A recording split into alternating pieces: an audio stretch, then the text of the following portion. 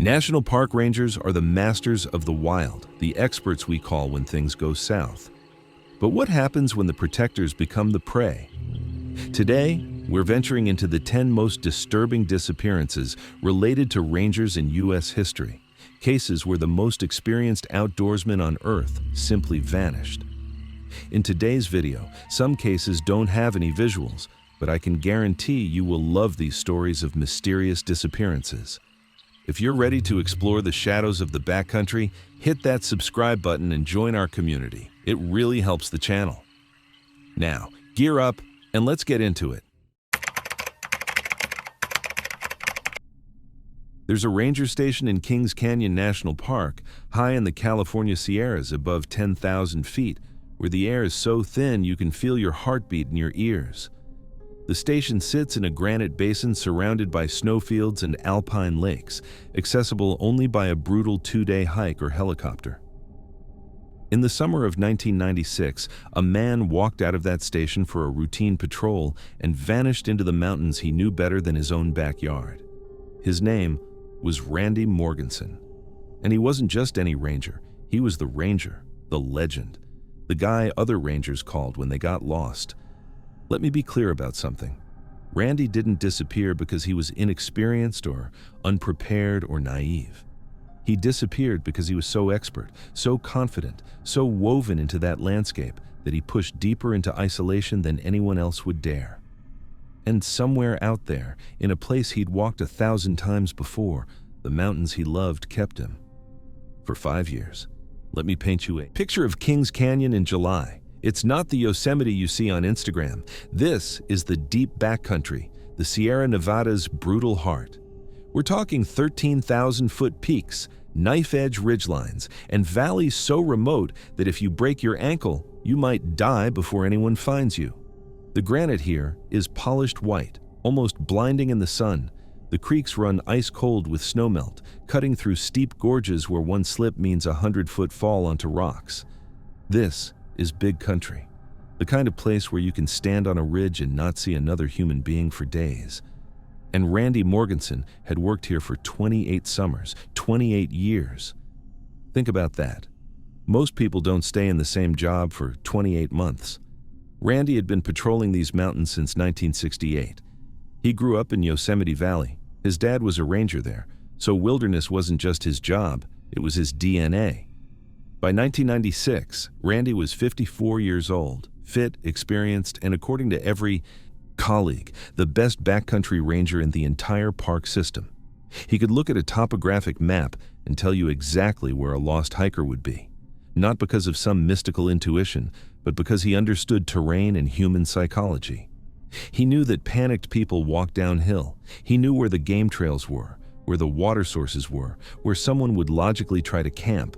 He'd pulled dozens of people out of situations that would have killed them if he hadn't shown up. So when Randy Morganson went missing, it wasn't just tragic, it was impossible. His station was at Bench Lake, a remote outpost that's basically a canvas tent on a wooden platform. No electricity, no running water, just you, the mountains, and a radio that works when the terrain allows it. The nearest road was a full day's hike away. The nearest hospital. Don't even think about it. You're on your own out there, and Randy loved it. He'd spend entire summers in the backcountry alone, living in a world most people only see in photographs. But in July 1996, Randy wasn't just dealing with the wilderness, he was dealing with something darker. His personal life was falling apart, his marriage was ending in a painful divorce. There'd been an affair, his affair, and the whole thing had blown up spectacularly. People who knew him said he seemed different that summer, quieter, melancholic. On July the 20th, the day before he disappeared, he made a radio call to a fellow ranger that ended with the words, "I won't be bothering you two anymore." Ominous, right? July 21st, 1996, a Sunday morning. Randy pins a handwritten note to his tent flap. It's brief. He's heading out on patrol. He'll be back in 2-3 days. He packs light, backcountry gear, some food, probably his dog-eared field notebook. He's done this hundreds of times. He knows every creek crossing, every pass, every boulder field between here and the high peaks. And then he walks into the wilderness.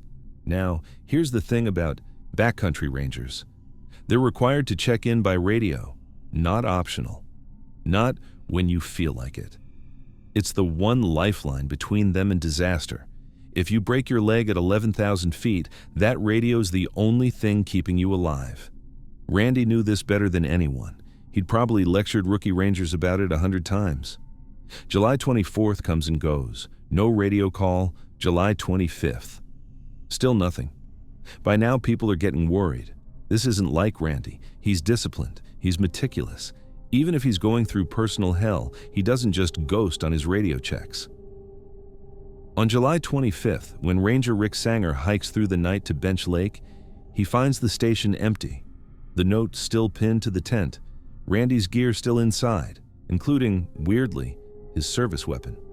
A Smith & Wesson .357 revolver locked in a drawer. That's when it becomes official. Randy Morganson is missing. The National Park Service launches one of the most intensive searches in park history. We're talking helicopters with infrared cameras, elite tracking teams, search dogs trained to find human scent in alpine conditions. At its peak, there are nearly 100 people out there, combing through 80 square miles of some of the most brutal terrain in North America. They grid search high-probability basins. They rappel into creek ravines. They fly over snowfields looking for any splash of color that might be a jacket or a pack. They use computer programs to predict where a lost person would go. And they find absolutely nothing. No footprints, no dropped gear, no sign that Randy Morganson existed beyond that note on the tent flap. After 13 days, the official search is suspended. Randy's colleagues, people who'd worked with him for decades, are left with a haunting question. How do you lose the best ranger in the Sierra Nevada in his own backyard? Now, this is where we need to slow down and look at the facts, because the official explanation that Randy had a tragic accident doesn't quite add up when you examine the details. Let's start with the gun. Randy left his service weapon locked in a drawer at the station.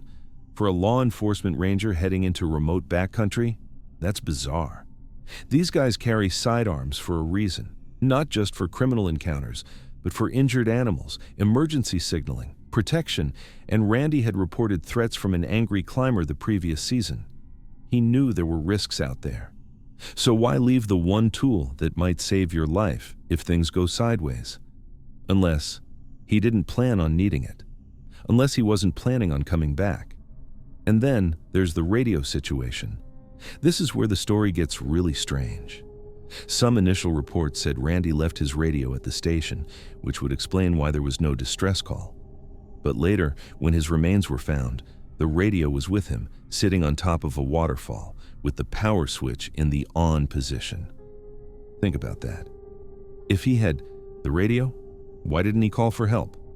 A man doesn't carry a radio and then choose not to use it when he's dying, unless it happened so fast he didn't have time, or unless the radio was already damaged, or unless, and this is the dark possibility, he didn't want to call for help. Because here's what we haven't talked about yet. The suicide theory. Randy was going through hell. The divorce was bitter. The affair had cost him his marriage and his reputation. Colleagues said he seemed depressed in the weeks before he vanished.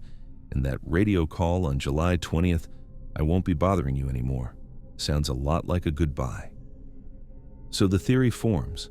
Randy walked into the mountains to end his life. Somewhere remote, somewhere beautiful. A quiet exit in the landscape he loved.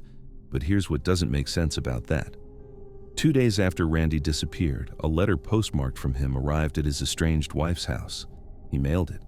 That means he was either alive and functional enough to use a post office after he vanished, or he pre-mailed a letter knowing he was about to walk into the wilderness to die. And if Randy wanted to die, why leave a note saying he'd be back in 2 to 3 days? Why not just walk out and never return, sparing everyone the massive, dangerous search effort? This is a man who dedicated his entire career to mountain safety. He knew what a search operation cost, in money, in risk, in the emotional toll on his friends. Does it fit his character to force those same friends to spend weeks risking their lives looking for him if he had already made his choice? It doesn't add up. And then there's the biggest question of all. Why did it take 5 years to find him? July 2001. 5 years of silence, 5 years of wondering. A California Conservation Corps trail crew is working in a remote drainage below Window Peak, a steep rocky gorge where snowmelt thunders down in the spring. One of the workers spots something odd wedged in the rocks near a creek. A boot, and inside the boot, a human foot. It's Randy. The location is brutal. A narrow gully below a waterfall, the kind of place where if you fall, you're not climbing back out. The terrain is loose rock and slick granite, with water constantly pouring through. The coroner determines he likely fell, possibly through a collapsing snow bridge over the creek, broke his leg, and died from trauma and hypothermia. The official conclusion: tragic accident. But here's the thing that haunts the people who knew Randy. This area had been searched. Helicopters had flown over this exact drainage in 1996. Ground teams had worked their way through nearby ravines. How do you miss a ranger in a bright uniform for 5 years? The answer, probably, is snow and water. The 1995-96 winter had been heavy. Late-lying snow could have covered his body for months, maybe years. Flash floods in the spring could have moved remains around. The mountains have ways of hiding their dead. But the radio, the damn radio, found on top of the waterfall, power on, while his body and gear were at the bottom. If he fell, did he somehow turn it on before he went over? Or was it already on and it got separated in the fall?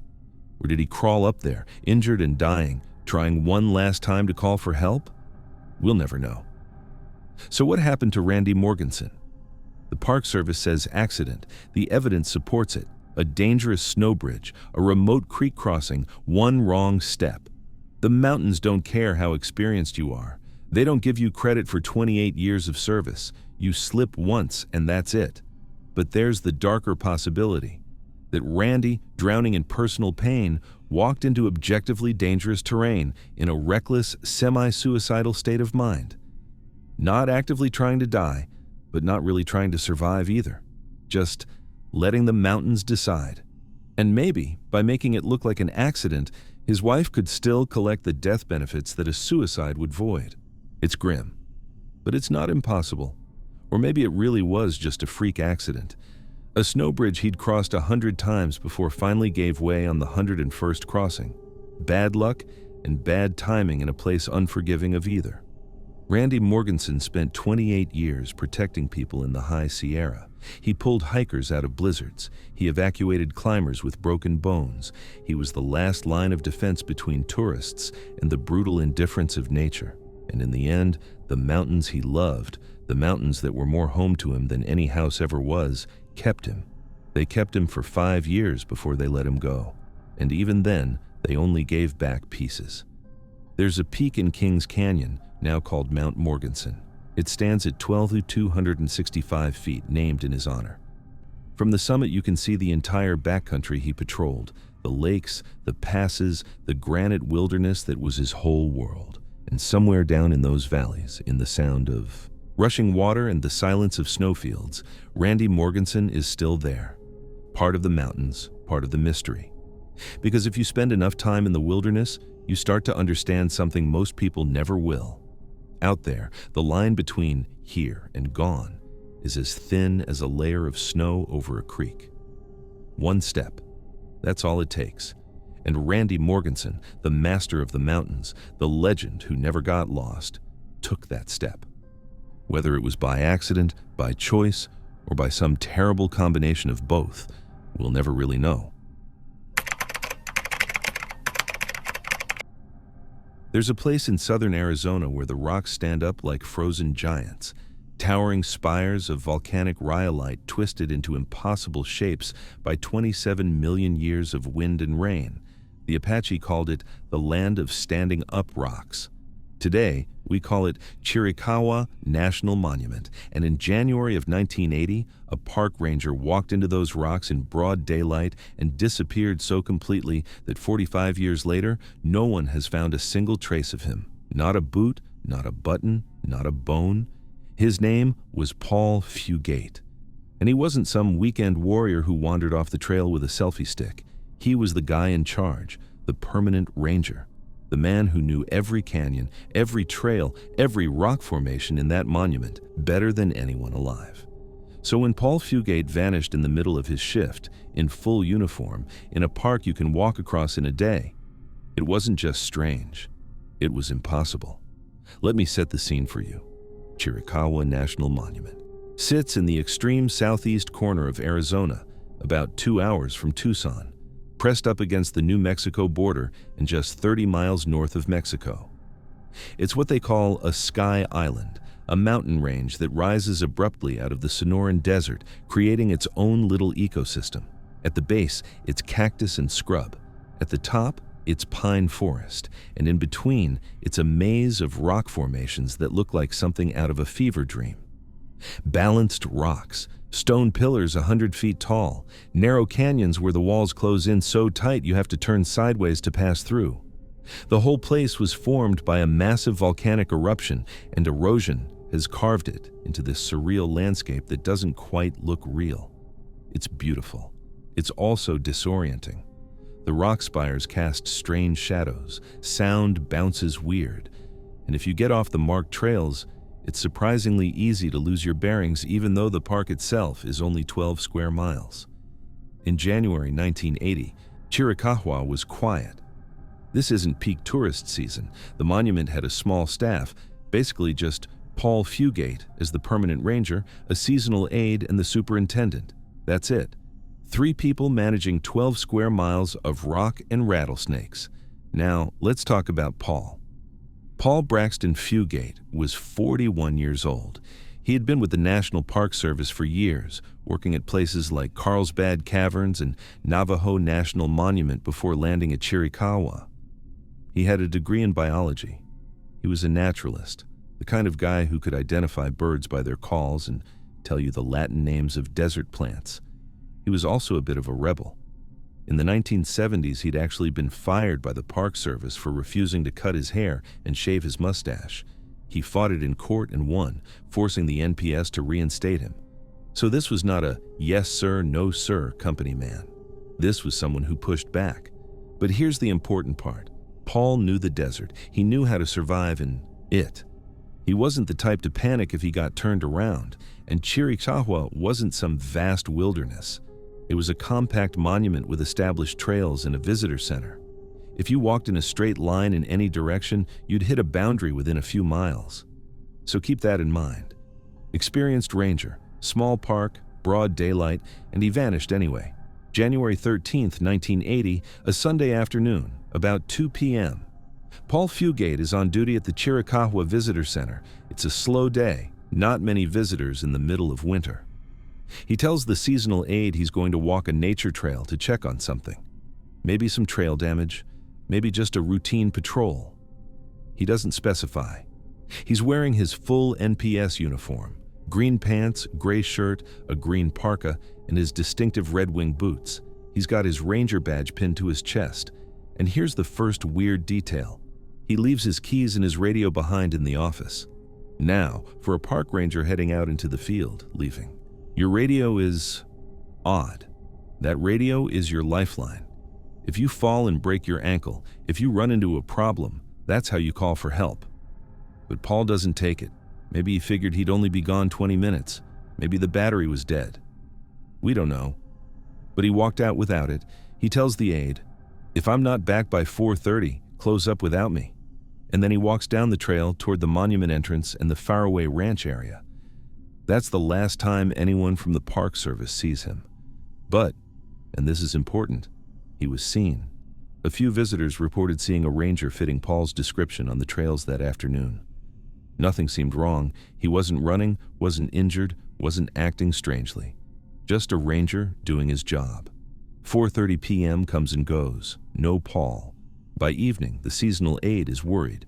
She contacts the superintendent, Ted Scott. That night, Scott and a couple of others do a hasty search with flashlights. Nothing. The next morning, January 14th, it becomes official. Chief Ranger Paul Fugate is missing. The response is immediate and massive. The Cochise County Sheriff's Office sends deputies. The National Guard deploys a helicopter. Volunteers from the Southern Arizona Rescue Association show up. Search and rescue teams from multiple agencies converge on the monument. At its peak, there are dozens of searchers combing every trail, every canyon, every rock formation. They bring in bloodhounds. The dogs are some of the best in the state, trained to track human scent in desert conditions, and the dogs find nothing. No trail, no direction. It's like Paul Fugate stepped off the planet. They search for over 2 weeks. They rappel into slot canyons. They check old mines. They fly grid patterns over the entire monument and the surrounding wilderness. They find absolutely zero physical evidence that Paul Fugate was ever there. No hat, no radio, no jacket, no Red Wing boot prints, no torn fabric caught on a cactus, no blood, no disturbed rocks that might indicate a fall. Nothing. By the end of January, the official search is suspended. But here's where it gets even stranger. Now, the initial assumption was simple. Paul got hurt. He fell into a ravine or had a medical emergency and died somewhere in the rocks. It happens. The desert is unforgiving. Except, this explanation falls apart the second you actually look at the facts. Let's start with the most obvious problem. Paul Fugate was wearing a bright green and gray Park Service uniform. Think about that for a second. This isn't camouflage. This isn't earth tones. This is a high-visibility uniform designed to make rangers easy to spot. And Chiricahua isn't dense forest. It's open desert with rock formations. From a helicopter, you can see for miles. You can spot a hiker's red backpack from 1,000 feet up. So how does a man in a green uniform disappear in an environment where visibility is one of the few things you have going for you? And it's not like... The monument is huge, 12 square miles. The search teams covered every accessible area multiple times. If Paul had fallen and died, he should have been found. Bodies don't just evaporate in the desert. Scavengers scatter remains, sure, but they leave bones, clothing, something, but there's nothing. Now let's talk about the bloodhounds. These aren't pets. These are professional tracking dogs with proven track records, and they couldn't pick up a scent trail. In search and rescue, when dogs fail to track, it usually means one of a few things. The scent was washed away by rain, but it didn't rain. The person entered water. There's no water to speak of. Or the person was transported by vehicle. That last one is important, because there's a witness report that changes everything. A man named Dick Horton came forward days after Paul disappeared. Horton said he saw Paul Fugate sitting in the back of a dark green pickup truck with a camper shell wedged between two men heading away from the monument on the afternoon of January 13th, hours after Paul was last seen at the visitor center. Under hypnosis, Horton described the scene in detail. Paul looked slumped or dejected. The two men with him were described as rough-looking. Horton said it struck him as odd at the time, but he didn't think much of it until he heard about the search. Now, hypnosis testimony is notoriously unreliable. Courts don't accept it. But here's the thing. Horton had no reason to lie. And the detail about the truck, specific make, color, camper shell, gave investigators something concrete to chase. They never found the truck. They never identified the two men. But if Horton's account is true, it means Paul didn't wander off and die in the rocks. It means he was taken. So why would someone take a park ranger? Here's where the geography matters. Chiricahua is 30 miles from the Mexican border. In 1980, that corridor was already active for drug smuggling. Marijuana, cocaine, traffickers used remote desert areas to move product north. The monument itself, with its winding back roads and isolation, was perfect for a drop zone or a stash point. Did Paul stumble onto something he wasn't supposed to see? A drug cache? A meeting? And here's the thing that makes investigators think this wasn't just an accident. In 2017, 37 years later, the National Park Service tripled the reward for information about Paul's disappearance. They bumped it to $60,000. The Park Service doesn't do that for someone who got lost on a day hike. They do that when they believe a crime was committed. They do that when they think someone knows something.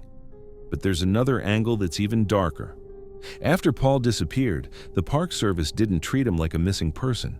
They treated him like he'd quit. Within months, they moved to terminate his employment retroactively, claiming he'd abandoned his post. They tried to deny his wife Dodie survivor benefits. They essentially erased him from the rolls as if he'd simply walked away and started a new life. Think about how cold that is. Your husband vanishes in the middle of his shift, and instead of supporting you, the agency says, "Well, he probably ran off. No benefits for you." It took years of legal battles and outside pressure before the Park Service finally acknowledged that Paul Fugate likely died in the line of duty. But that initial response, it suggests something else. It suggests they wanted the case to go away quietly. Why? So what happened to Paul Fugate? First theory is he got lost and died. This is the simplest explanation, and it's the one initially offered by authorities. Paul had a medical emergency, heart attack, stroke, or he fell and hit his head and his body ended up in a spot searchers missed, some remote crevice or old mine shaft. But here's the problem. Chiricahua was searched exhaustively, not just once, multiple times. Helicopters with thermal imaging in follow-up searches, ground teams walking shoulder to shoulder, and professional trackers who could spot a disturbed pebble. The idea that a body in a bright uniform stayed hidden for 45 years in a 12-square-mile park strains credibility. Second theory is he walked away. Some people have speculated Paul staged his own disappearance. Maybe he was unhappy. Maybe he wanted to escape his life. He left his wallet and keys to make it look like an accident, then hitchhiked to Mexico and started over. Except, why do it in uniform? Why leave from the visitor center in the middle of your shift where people will notice you immediately? If you're planning to vanish, you do it on your day off, in civilian clothes, with cash and your ID. You don't do it in broad daylight wearing a ranger badge, and Paul left behind everything, his prized camera equipment, his personal belongings, his entire life. People don't do that unless they're running from something serious, and there's no evidence Paul was in that kind of trouble. Another theory is foul play. This is the theory investigators have quietly circled back to. Paul encountered something, or someone, he wasn't supposed to. Smugglers, traffickers, someone using the monument's remote roads for illegal activity. The Horton sighting of the truck supports this. So does the Park Service's later acknowledgement that they believe he was the victim of a crime. So does the $60,000 reward. If Paul saw something, if he confronted someone, if he was in the wrong place at the wrong time, he could have been killed and his body driven out of the monument entirely, buried in the desert miles away, taken across the border, dropped in an old mine shaft in the middle of nowhere. And in 1980, with limited forensic technology and no witnesses willing to talk, the case just stalled. Today, if you visit Chiricahua National Monument, there's no plaque for Paul Fugate, no memorial marker. The Park Service doesn't talk about him much. The case is still technically open, but it's cold. 45 years cold. His wife Dodie eventually got the benefits she was owed, but only after years of fighting. The two men in the green truck were never identified. The $60,000 reward has never been claimed, and somewhere, maybe in those standing rocks, maybe in the desert beyond, maybe in a place we'll never find, Paul Fugate's remains are waiting to tell their story. Because here's the truth. People don't just evaporate. They leave traces, footprints, DNA, belongings. The fact that Paul left nothing in a small, heavily searched park, in broad daylight, in a bright uniform, tells us this wasn't a simple accident. Something happened to Paul Fugate on January 13, 1980. Something fast, something violent, or something deliberate. And whatever it was so complete, so thorough, that it erased a man from existence in the space between 2 p.m. and sunset. Paul Fugate walked into the land of standing up rocks to check a trail. He never came back. And the rocks, silent and ancient, have kept his secret for more than 4 decades. If you know something, if you saw something that day, if you heard a story, if you have information, the Park Service is still listening. The case is still open, because Paul Fugate deserves more than silence. He deserves to be found. There's a trailhead in the Angeles National Forest, about an hour northeast of Los Angeles, where the air smells like creosote and the rocks shimmer in the heat. It's called the Devil's Punch Bowl, and on June 11, 1998, a deputy sheriff parked his truck there, laced up his running shoes, and jogged into the canyon for what should have been a routine training run. His name was Jonathan Auger. He was 38 years old, a member of the LA County Sheriff's Department's elite tactical unit, and an ultra-marathoner who regularly ran 50-mile races through mountain terrain that would break most people. He told his wife he'd be back in a few hours. He never came home. And here's what makes this case so disturbing. Jonathan Auger didn't disappear because he was unprepared or inexperienced. He disappeared because he was too good. He ventured deeper, ran farther, and pushed harder than anyone else would dare. And somewhere out there in the high desert, something stopped him cold. Let me paint you a picture of the Devil's Punch Bowl in early June. It's not the forgiving California you see in movies. This is high desert, about 4,000 feet elevation, wedged between the San Gabriel Mountains and the Mojave. The landscape is bizarre, almost alien. Massive slabs of sedimentary rock have been tilted vertical by the San Andreas Fault, creating these jagged fins of stone that stick out of the earth like broken teeth. Between them are deep canyons choked with manzanita, sage, and rattlesnakes. In June, it's hot. We're talking mid-90s by midday, and the sun just hammers down on those exposed rock faces. There's no shade. The trails are loose sand and scree that can turn an ankle in a heartbeat, and despite being close to LA, it's genuinely remote. Once you drop into one of those canyons, cell service disappears, visibility disappears, you're alone. But here's the thing about the Devil's Punch Bowl. It's also a dumping ground, the Angeles. National Forest sits right on the edge of LA County's urban sprawl. For decades, it's been a place where bad things happen away from witnesses. Bodies get dumped, meth labs get hidden in remote ravines, stolen cars get torched and abandoned. It's beautiful, sure, but it's also got this darker undercurrent, a place where the city's violence spills over into the wilderness. Now let's talk about Jonathan Auger. Jonathan wasn't just some weekend jogger. He was an elite athlete and a tactical operator. He'd served in the U.S. Army's Special Forces before joining the LA County Sheriff's Department, where he'd worked for 18 years. By 1998, he was assigned to the Special Enforcement Bureau, the SEB, which is basically the Sheriff's Department's SWAT team. These are the guys who handle the most dangerous calls: armed barricades, hostage situations, high-risk warrants. Jonathan was also a K9 handler, working with a dog named Bosco. And in his off time, he ran ultra-marathons, not 5Ks, not even regular marathons, ultra-marathons, 50-mile races through mountain terrain. He'd just finished one and was training for the Western States 100, one of the most grueling endurance races in the world. So let me be absolutely clear. This was not a guy who got tired after a few miles. This was not a guy who panicked if he got turned around. Jonathan Auger was, physically and mentally, built for exactly this kind of environment. He was the apex predator of the Angeles backcountry, which makes what happened next almost impossible to explain. June 11th, 1998, a Thursday. Jonathan has the day off from the SEB. It's a warm, clear morning, perfect weather for a training run. He tells his wife, Deborah, he's heading to the Devil's Punch Bowl for about a 10-mile loop. Nothing crazy by his standards. He's planning to be home by early afternoon to pick up their daughter from school.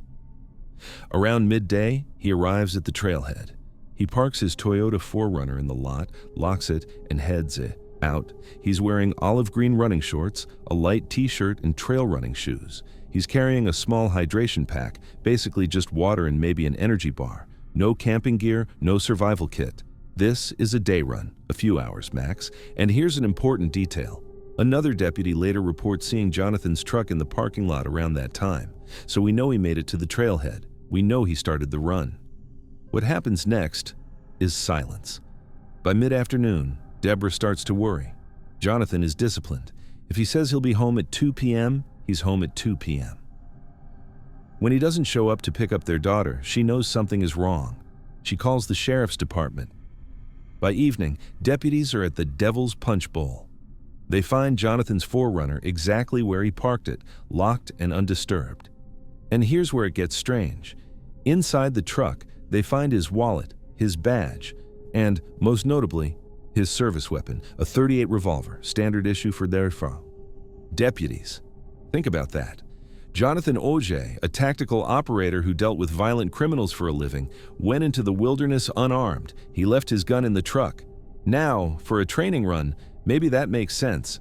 You don't want to carry extra weight, but it's worth noting because it means when Jonathan went into those canyons, he had nothing to defend himself with except his fists. The next morning, the search begins in earnest. And this isn't some volunteer operation. This is the LA County Sheriff's Department looking for one of their own. They deploy everything. The SEB sends tactical teams who know the terrain. Mountain rescue units from multiple counties show up. Helicopters with thermal imaging cameras sweep the canyons. At its peak, there are hundreds of people out there, combing through miles of brutal desert terrain. They bring in tracking dogs, bloodhounds trained to follow human scent. And the dogs do pick up a trail for a while. They track Jonathan's scent from the trailhead down into one of the canyons.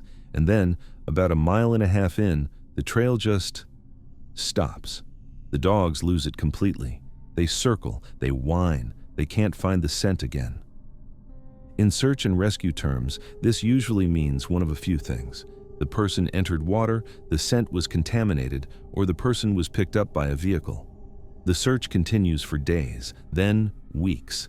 They grid search the entire area. They check every ravine, every cave, every cluster of rocks where a body might be hidden. They use helicopters to scan from above.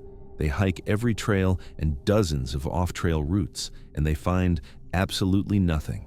No backpack, no water bottle, no piece of torn clothing caught on a bush, no shoe, no hat, no sign that Jonathan Oje was ever there beyond that initial scent trail that dead ends a mile and a half from the parking lot. After weeks of searching, the operation is suspended. Jonathan Oje is officially listed as missing. His truck is returned to his family. And the case goes cold. Now, here's where your brain starts to hurt. Because the official theory that Jonathan had some kind of accident, got injured, and died in the wilderness makes almost no sense when you actually examine it. Let's start with the most obvious problem. Jonathan Oje was an ultramarathoner. Think about what that means. This is someone who runs 50 miles at a time. 50 miles through mountains in heat. Ultra runners are basically superhuman when it comes to pain tolerance and endurance. If Jonathan twisted an ankle, he'd tape it and keep running. If he broke his leg, he'd crawl. If he got lost, he had the stamina and the navigation skills to bushwhack his way back to a trail. And even if he suffered some catastrophic injury, let's say he fell and hit his head and was knocked unconscious, where's the body? The search teams covered that area exhaustively. Helicopters flew grid patterns with thermal cameras. If there was a body lying on the ground, they should have found it. But there's nothing. It's like he evaporated. Now let's talk about the scent trail ending. When tracking dogs lose a scent abruptly, it's a red flag. It suggests the person didn't just keep walking. They either entered a vehicle, entered water, or something interrupted the normal progression. In the middle of a desert canyon, there's no stream deep enough to wash away scent. So what happened? Here's where the theories get darker. The meth lab theory. The Angeles National Forest in the late 90s was notorious for illegal drug operations. Remote canyons were perfect for setting up meth labs, isolated, hard to access, and the chemical smell could dissipate before anyone noticed. It's entirely possible that Jonathan, running through the backcountry, stumbled onto a lab or a drug cache. And if he did, he was wearing running clothes. No badge, no gun, no radio. From a distance, he just looked like a hiker, but up close, he's a cop, a tactical operator, someone who could recognize what he's seeing. If the people running that operation realized who he was, would they let him leave? Or would they see an opportunity to eliminate a witness in a place where bodies disappear all the time? It's grim, but it's not impossible. Another is the corruption theory. This is where it gets even darker, and it's a theory that some investigators have quietly pursued for years. Jonathan Oje was part of a narcotics task force. In the late 90s and early 2000s, the LA County Sheriff's Department was dealing with serious internal corruption issues. Deputies were later found to be involved in drug trafficking, evidence tampering, and worse. Some of Jonathan's colleagues were eventually investigated and, in some cases, prosecuted. There are whispers unconfirmed but persistent, that Jonathan knew something, that he'd seen or heard something that made him a liability, and that his disappearance wasn't random at all. In this theory, Jonathan didn't stumble onto a random meth lab. He was lured to the Devil's Punch Bowl by someone he trusted, maybe another deputy, maybe someone who told him they needed to talk off the record, somewhere private, and once he was out there, isolated and unarmed, he was killed. It sounds like a conspiracy theory. Except for one thing. Years later, a detective named Darren Hager tried to investigate this angle. He dug into connections between Jonathan's disappearance and drug operations in the Antelope Valley. And for his trouble, he was harassed, reassigned, and eventually fired. He later won a $4.5 million retaliation lawsuit against the department. Why would the sheriff's department work so hard to shut down that line of inquiry unless there was something there? Then there is the accident theory.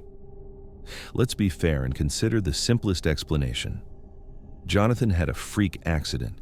Maybe he fell into a hidden mine shaft. The area is riddled with old mines from the 1800s. Maybe he had a sudden medical event, a heart attack, an aneurysm, and collapsed in a spot searchers missed.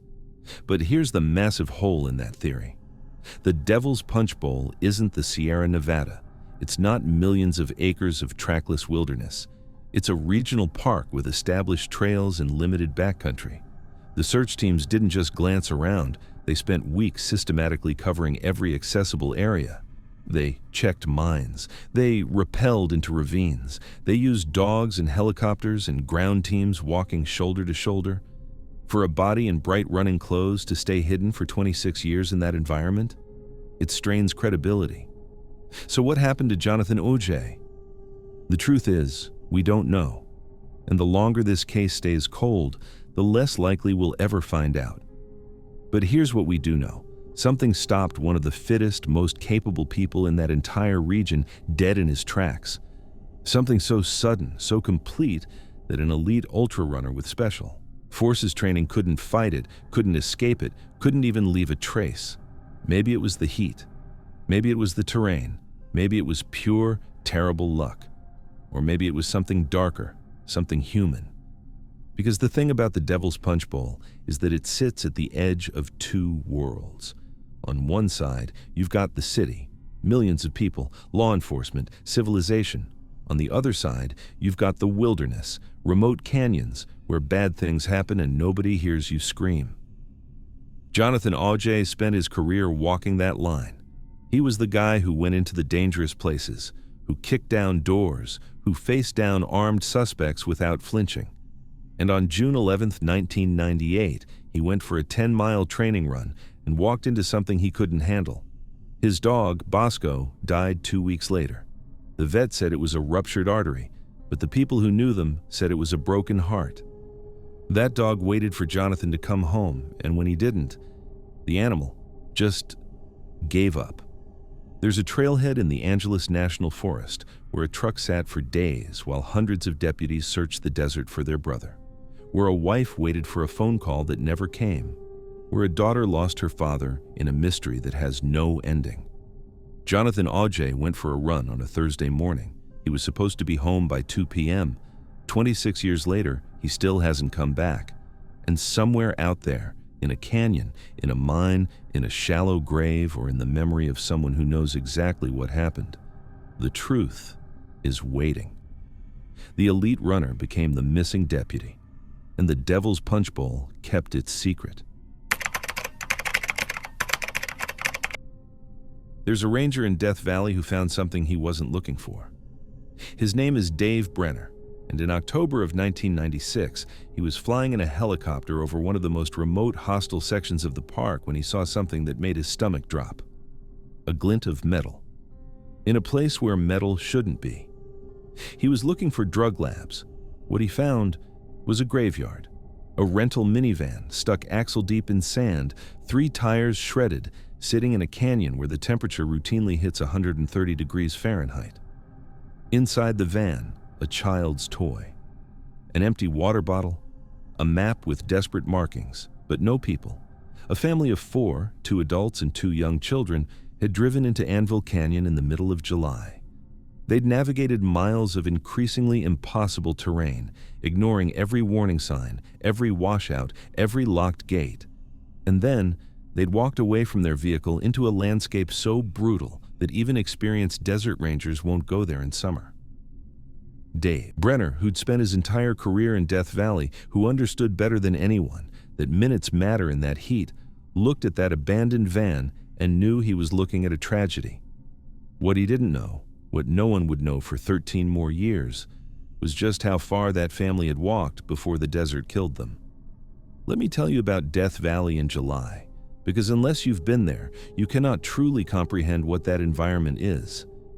Death Valley holds the record for the hottest temperature ever reliably recorded on Earth, 134 degrees Fahrenheit at Furnace Creek in 1913. In July, ground temperatures can exceed 200 degrees.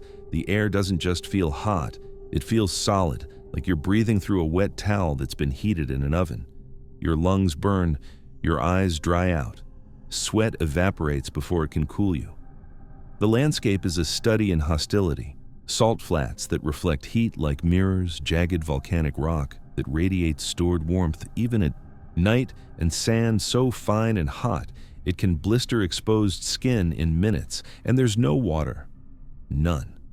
The few springs that exist are miles apart and often contaminated. The valley floor is 282 feet below sea level, the lowest point in North America, and the surrounding mountains trap heat like the walls of a kiln. This is not a place where you make mistakes. Now let me tell you about Anvil Canyon specifically. It's not on the tourist maps. It's not a marked route. It's a rough, unmaintained Ford WD track that winds through the southern Panamint Mountains, cutting through narrow washes and over rocky saddles. It's the kind of terrain where even lifted trucks with aggressive tires think twice. The canyon is remote, miles from the nearest paved road, miles from water, miles from help. It's surrounded by desert that looks flat from a distance, but is actually a maze of gullies, ridges, and cliff bands.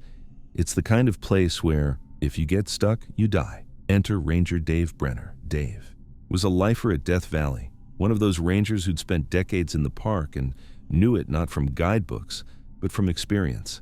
He knew which canyons flooded in monsoon season. He knew which roads were passable and which were death traps. He knew that in summer, the margin for error was zero. If you run out of water in Death Valley in July, you have maybe 6 hours before organ failure begins. Maybe. In October 1996, Dave was in a helicopter conducting a routine surveillance flight. Death Valley, for all its beauty, has a dark side. The remote canyons are perfect for illegal activities: drug labs, marijuana grows, dumping grounds. Rangers regularly fly patrols looking for signs of criminal activity, and that's when Dave saw it. Let's rewind to July 1996. A family of 4 German tourists arrives in the United States for a dream vacation. Egbert Rimkus, 34, an architect. His girlfriend Cornelia Meyer, 27. Egbert's 11-year-old son Georg. Cornelia's 4-year-old son Max. They rent a Plymouth Voyager minivan, standard 2-wheel drive, completely unsuitable for off-road desert driving, and start a road trip through the American West. They visit Seattle, San Francisco, Las Vegas, and then, in late July, they decide to drive through Death Valley. They pick up a German-language guidebook at a visitor center, a slim pamphlet with simplified maps and basic information, the kind of thing designed for tourists who want to hit the highlights: Zabriskie Point, Badwater Basin, maybe a quick drive through the valley and then on to their next destination. But somewhere along the way, the family makes a fateful decision. They see a route on their map, a dotted line that seems to cut through the mountains and come out near Yosemite. A shortcut. The guidebook makes it look simple, a through route via Butte Valley and Mengel Pass. What the guidebook doesn't make clear, what gets lost in translation or oversimplified cartography, is that this route isn't a road. It's a brutal 4WD track that requires high clearance, experience, and multiple backup systems. It's not a shortcut, it's a trap. The family drives into the backcountry. They pass Warm Springs, where they sign a logbook. Connie, Egbert, Georg, Max. We are going through the pass. They continue up toward Mengel Pass. The road deteriorates. Rocks tear at the minivan's undercarriage. The tires, meant for highway driving, start shredding. Somewhere near Butte Valley, they realize they can't go forward. The pass is too steep, too rocky, so they turn around. But instead of backtracking to pavement, they take what looks on their map like another through route, down Anvil Canyon. This is where everything goes wrong. Anvil Canyon isn't a road, it's a dry wash, a drainage channel where flash floods have carved through the volcanic rock, leaving behind loose sand, boulders, and jagged outcrops. The minivan's tires, already damaged, can't handle it. One by one, they shred. The van's undercarriage drags, on rocks, and then, about 2.4 miles down the canyon, the minivan becomes hopelessly stuck. 3 flat tires, axles buried in sand, engine overheating, no cell service. This is 1996. Cell phones are rare, and coverage in Death Valley is non-existent. The family is trapped in one of the most hostile places on Earth. The temperature is somewhere between 120 and 130 degrees. They have minimal water, maybe a few bottles. No one knows where they are, and then they make the decision that will seal their fate. They leave the van and start walking. Now, imagine the heat. Imagine being 4 hours into the hottest day of your life, your water running low, 2 small children asking when they can go back to the hotel. Imagine looking at a map and seeing what appears to be a military installation to the south, the China Lake Naval Weapons Station, and thinking, that's civilization, that's help. The distances on the map don't look that far, maybe 10 miles, maybe 15. In reality, in that terrain, in that heat with children, those distances are impossible. The family walks south, away from the van, away from the last shade they'll ever have, into the open desert. October 21st, 1996. 3 months after the family disappeared, Dave Brenner's in the helicopter scanning the rugged backcountry when he sees the glint. He radios the pilot. They circle lower, and there it is. A Plymouth Voyager minivan, green with dust, sitting in Anvil Canyon, miles from any legitimate road. Dave's first thought is smugglers or someone in serious trouble. They land nearby. Dave approaches the van. The doors are locked. He peers through the windows. Empty. He calls for backup. Within hours, investigators are on scene. They break into the van. Inside, they find rental paperwork, personal belongings, and, crucially, that German guidebook with the misleading map. They find empty water bottles, a child's toy, but no people. This is where Dave Brenner realized he wasn't looking for a vacation. Gone wrong. He was looking for a family that had vanished into the dead zone, a section of Death Valley so remote and hostile that even rescue crews avoid it in summer. A massive search is launched. Over 250 personnel from multiple agencies, helicopters, ground teams on ATVs and foot, search dogs. They comb Anvil Canyon and the surrounding area looking for any sign of the family. They find one clue, a beer bottle about a mile from the van, and that's it. No bodies, no clothing, no backpacks, nothing. The search is called off after days of effort. The official conclusion: the family died somewhere in the desert, and their remains are hidden in terrain so vast and complex that they may never be found. And then, 13 years pass. In 2009, 2 hikers, not professionals, just enthusiasts researching the case, are searching far south of the van when they find something. Scattered bones, a wine bottle, a passport, personal effects. It's the family. But here's what makes this discovery so disturbing. They're miles from the van, not 1 mile, not 2, over 10 miles south, across brutal exposed desert with no shade and no water. Think about that distance for a second. A fit adult in cool weather with proper hydration might hike 10 miles in rough desert terrain in 6 or 7 hours. But this family was hiking in 120-degree heat with a 4-year-old and an 11-year-old, with minimal water.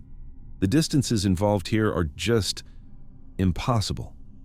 How did they get that far? What drove them to keep walking when every survival instinct should have screamed, "Go back to the van, at least it has shade"? Some people point to the China Lake Naval Weapons Station. The family's map showed it to the south. Maybe they thought they were walking toward rescue. Maybe they saw buildings or towers in the distance, mirages or real structures, and kept walking toward them, not realizing how far they were or how hostile the terrain between them was. Others have darker theories. China. Lake is a military testing facility. It's secure, classified. Some people wonder if the family saw something they weren't supposed to, a test flight, a convoy, something, and were chased into the desert. But there's no evidence of this. No shell casings, no signs of pursuit. The simplest explanation is also the most heartbreaking. The family made a series of bad decisions driven by desperation and incomplete information. They walked south because they thought it was shorter than walking back. They kept walking because turning back meant admitting they were lost, and by the time they realized the truth, it was too late. The desert had them. Dave Brenner's discovery of that van in October 1996 should have been the end of the story. It should have led to a quick recovery and closure for the families in Germany waiting for news. But the desert doesn't give up its dead easily. For 13 years, the family remained missing. Theories circulated. Was it foul play? Had they somehow escaped and started new lives? Had they been abducted? The truth, when it was finally found, was simpler and more terrible. They died the way most people die in Death Valley, from heat, from dehydration, from distance. But the specifics of their deaths, the impossible distance they covered, the decision to walk away from the van, the fact that they made it so far before collapsing, those details haunt everyone who studies the case. Dave Brenner spent his career understanding Death Valley's dangers. He'd seen vehicles stuck in sand before. He'd found lost hikers before. But this case was different. This was a family that did everything wrong at exactly the wrong time in exactly the wrong place.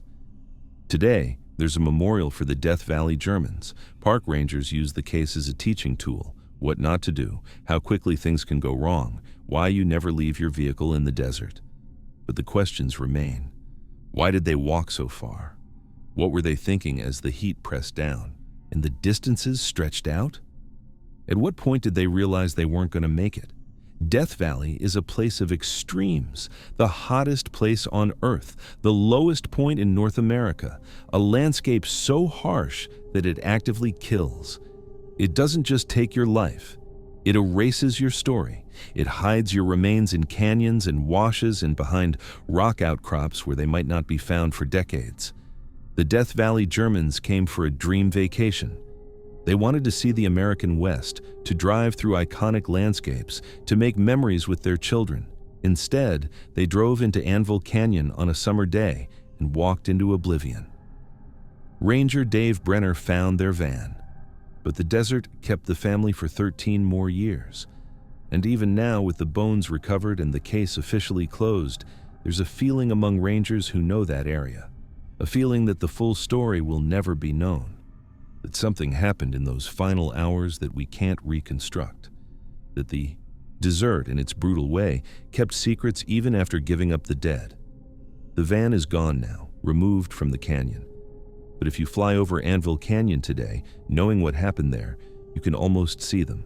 A family of 4 walking south through the heat, looking for salvation that was always just beyond the next ridge. Death Valley doesn't forgive mistakes, and the dead zone claims everyone who enters it unprepared. There's a stretch of road on Casper Mountain in Wyoming where the pine trees grow so thick they block out the sky. In January, when the snow piles up 6 feet deep and the temperature drops to 20 below zero, it's the kind of place where your car isn't just transportation. It's a survival pod. Your lifeline. The only thing standing between you and freezing to death in the dark. On January 4th, 2019, a pickup truck was found on that mountain road, engine off, doors unlocked, keys sitting on the seat. Inside the cab, searchers found a cell phone, a wallet, and winter gear. What they didn't find was the driver. His name was James Pruitt. He was 70 years old, a retired fire lookout, and a man who'd spent decades watching Wyoming's forests from high towers, scanning the horizon for the first wisps of smoke. His entire professional life had been about seeing things before anyone else did, about noticing what didn't belong. And on a frozen January night, James Pruitt walked away from his truck into the Wyoming wilderness and vanished so completely that 5 years later, despite drones, bloodhounds, and hundreds of searchers, no one has found a single trace of him. Not a boot, not a jacket, not a bone. How does a man whose job was to watch become the person no one can see? Let me tell you about a Wyoming winter, because if you've never experienced one, it's hard to understand just how hostile the environment becomes. Casper Mountain sits just south of the city of Casper, rising about 8,000 feet above sea level. In summer, it's a playground, hiking trails, campgrounds, scenic overlooks. But in January, it's a different world. The temperature regularly drops below zero. The wind comes howling across the plains and slams into the mountain, creating whiteout conditions that can turn a 10-minute drive into a life-or-death situation. The snow doesn't just fall, it accumulates. 4 feet, 5 feet, 6 feet deep in places, turning the forest into a maze of white silence. And it's quiet up there. Not peaceful quiet. The kind of quiet that presses on your eardrums. The kind where you can hear your own heartbeat. The trees, mostly lodgepole pine and spruce, stand in dense thickets, their branches weighted down with snow. Visibility drops to maybe 50 feet. If you step off the road, you're in wilderness almost immediately. And at night, when the temperature plummets and your breath freezes in the air, you realize very quickly that nature doesn't care about your experience or your age or your plans. It will kill you without malice. Just physics and cold. Now, let's talk about James Pruitt. James was 70 years old in January 2019, but don't let that number fool you. This wasn't some fragile old man shuffling around with a cane. James was a veteran outdoorsman who'd spent his career as a fire lookout, one of those solitary souls who sits in a tower for months at a time, scanning thousands of acres of forest for smoke. It's a job that requires discipline, attention to detail, and an almost supernatural ability to spot things that don't belong. A wisp of smoke 20 miles away, a flash of light where there shouldn't be one, an anomaly. Fire lookouts are trained observers. They know weather patterns, they know how forests behave. They know, more than most people, how quickly things can go wrong in the wilderness and what to do when they do. James knew Casper Mountain intimately. He'd hiked it, worked on it, driven its roads in all seasons. This was his backyard, his domain. If anyone could handle a winter night on that mountain, it should have been James Pruitt. But on January 4th, 2019, something went wrong. The exact timeline is a little murky, but here's what we know. Sometime around January 4th, possibly late on the 3rd or early on the 4th, James Pruitt drives his pickup truck up to Casper Mountain. We don't know exactly why. There are suggestions he might have been scouting locations or checking on something or just taking a drive. What matters is that he went up there alone in the dead of winter at night. His truck is found on a remote section of road, parked but not quite pulled off to the side. The engine is cold. The keys are inside, sitting on the seat. His cell phone is there too, so is his wallet. Winter clothing, a jacket, gloves are in the cab. Let me stop right there and let that sink in.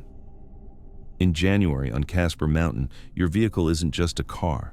It's shelter, it's heat. It's the machine that gets you off the mountain and back to safety. And your phone? That's your emergency line. That's how rescuers find you if things go sideways. James Pruitt left both. He walked away from a truck with a working heater, working lights, and a full tank of gas, and he stepped into a frozen forest in sub-zero temperatures. Why? When his truck is discovered, the alarm is raised immediately. This isn't a case of maybe he's visiting a friend. This is a 70-year-old man whose vehicle has been abandoned in a killing environment. Search and rescue is mobilized within hours. The response is massive. Natrona County Search and Rescue deploys ground teams on snowmobiles. They bring in K-9 units, bloodhounds trained to track human scent in extreme conditions. They launch drones equipped with thermal cameras to scan the forest from above. Volunteers from across the state show up to help. At its peak, there are dozens of people combing through that section of Casper Mountain, calling James's name, looking for any sign of him. And here's the thing. They should have been able to find him quickly. because the ground is covered in fresh snow, and in fresh snow, tracks are visible, clear, easy to follow, and they do find tracks. Searchers locate what they believe are James Pruitt's footprints leading away from the truck. The prints head into the forest, moving at a steady pace, not running, not stumbling, just walking. The searchers follow them, carefully documenting the trail, expecting to find James. Around the next bend, maybe sheltering under a tree, maybe injured but alive. They follow those tracks for several hundred yards. And then, this is where the story gets really chilling. The tracks just stop. Not at a cliff edge, not at a road where a vehicle might have picked him up, not at a stream that might have washed away the trail. They stop in the middle of a clearing, in the middle of the snow-covered forest, as if James Pruitt took one more step and ceased to exist. Now, get a load of this, because the more you dig into the details of this case, the less sense it makes. Let's start with the tracks. When searchers say the footprints stopped, they don't mean they got faint or hard to follow. They mean they ended, abruptly. The last clear print is there in the snow, and then nothing. No more prints, no scuff marks, no sign of a fall or a struggle or even a change in direction. In search and rescue, this is called a termination point, and it's one of the most disturbing things a tracker can encounter, because tracks don't just end, they lead somewhere. Even if a person collapses and dies right there, you'd see disturbance in the snow, a body impression, drag mark, something. But James's tracks just stop, as if he'd been lifted straight up into the sky. Some people have tried to explain this away. Maybe the wind blew snow over the remaining tracks. Maybe he stepped onto a patch of exposed rock and his trail became invisible. Maybe he doubled back and walked in his own footprints. But here's the problem. The searchers were experienced trackers. They know what wind does to snow. They checked for rock outcroppings. They searched in expanding circles from that termination point. And they found nothing. No continuation of the trail, no secondary set of prints, nothing. It's like James Pruitt walked to a specific point in the forest and then just blinked out of existence. Now let's talk about the bloodhounds. Tracking dogs are brought in as soon as possible. These aren't pets. These are professional SAR dogs with proven records. They're trained to follow human scent through snow, through water, through conditions that would make it impossible for humans to track visually. And the dogs can't find a scent trail. They're brought to the truck, where James definitely was, where his scent should be strongest. And they can't pick up anything useful. They're walked to the termination point of the footprints, and they don't alert. It's as if James left no biological signature at all, no skin cells, no sweat, no scent molecules for the dogs to follow. The math just isn't mathing here. A 70-year-old man walking through snow in sub-zero temperatures should be leaving a strong scent trail. His body would be working hard, sweating, breathing heavily, shedding skin cells constantly. The dogs should be able to track that for miles, but they can't find anything. And then there's the psychology of it all. James Pruitt was a fire lookout. Let me explain what that means for his mindset. Fire lookouts are trained to be hyper-aware of their environment. They know the value of communication. They know the protocols for survival. If James was feeling disoriented or hypothermic, both of which happen fast in that cold, his training should have kicked in. He should have stayed with the truck, turned on the heater, called for help on his phone. But he left the truck. He left the phone. He left the keys. That suggests one of three things. Either he was confused to the point where his judgment was completely compromised, he was following something or someone he trusted, or he made a conscious decision to walk away from safety. None of those options are comforting. If he was confused, maybe early-stage hypothermia, maybe a medical event like a stroke, why walk in a straight line? Why leave clear, steady footprints with no signs of stumbling or erratic behavior? If he was following someone, who? And why would they lead a 70-year-old man into a frozen forest and then disappear? And if it was a conscious decision, why? What could be out there in the dark, in the killing cold, that was more important than survival? Here's what we know for certain. James Pruitt walked away from his truck on Casper Mountain in January 2019. He left behind every tool that could have saved his life: his phone, his keys, his warm jacket. He walked several hundred yards into the forest, leaving clear tracks in the snow. And then he vanished. Despite drones, despite bloodhounds, despite thermal cameras and hundreds of volunteer hours and 5 years of follow-up searches, no one has found a single piece of physical evidence. No clothing, no bones, no sign that James Pruitt was ever on that mountain beyond the truck and those impossible tracks.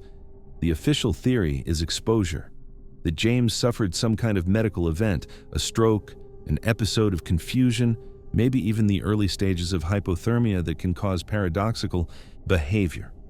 That he walked into the forest, collapsed, and was buried by subsequent snowfall. That his body is out there somewhere, in a spot searchers just haven't looked yet. But that theory doesn't explain the tracks ending. It doesn't explain the lack of scent. It doesn't explain why a man whose entire career was built on careful observation would make such a catastrophically bad decision.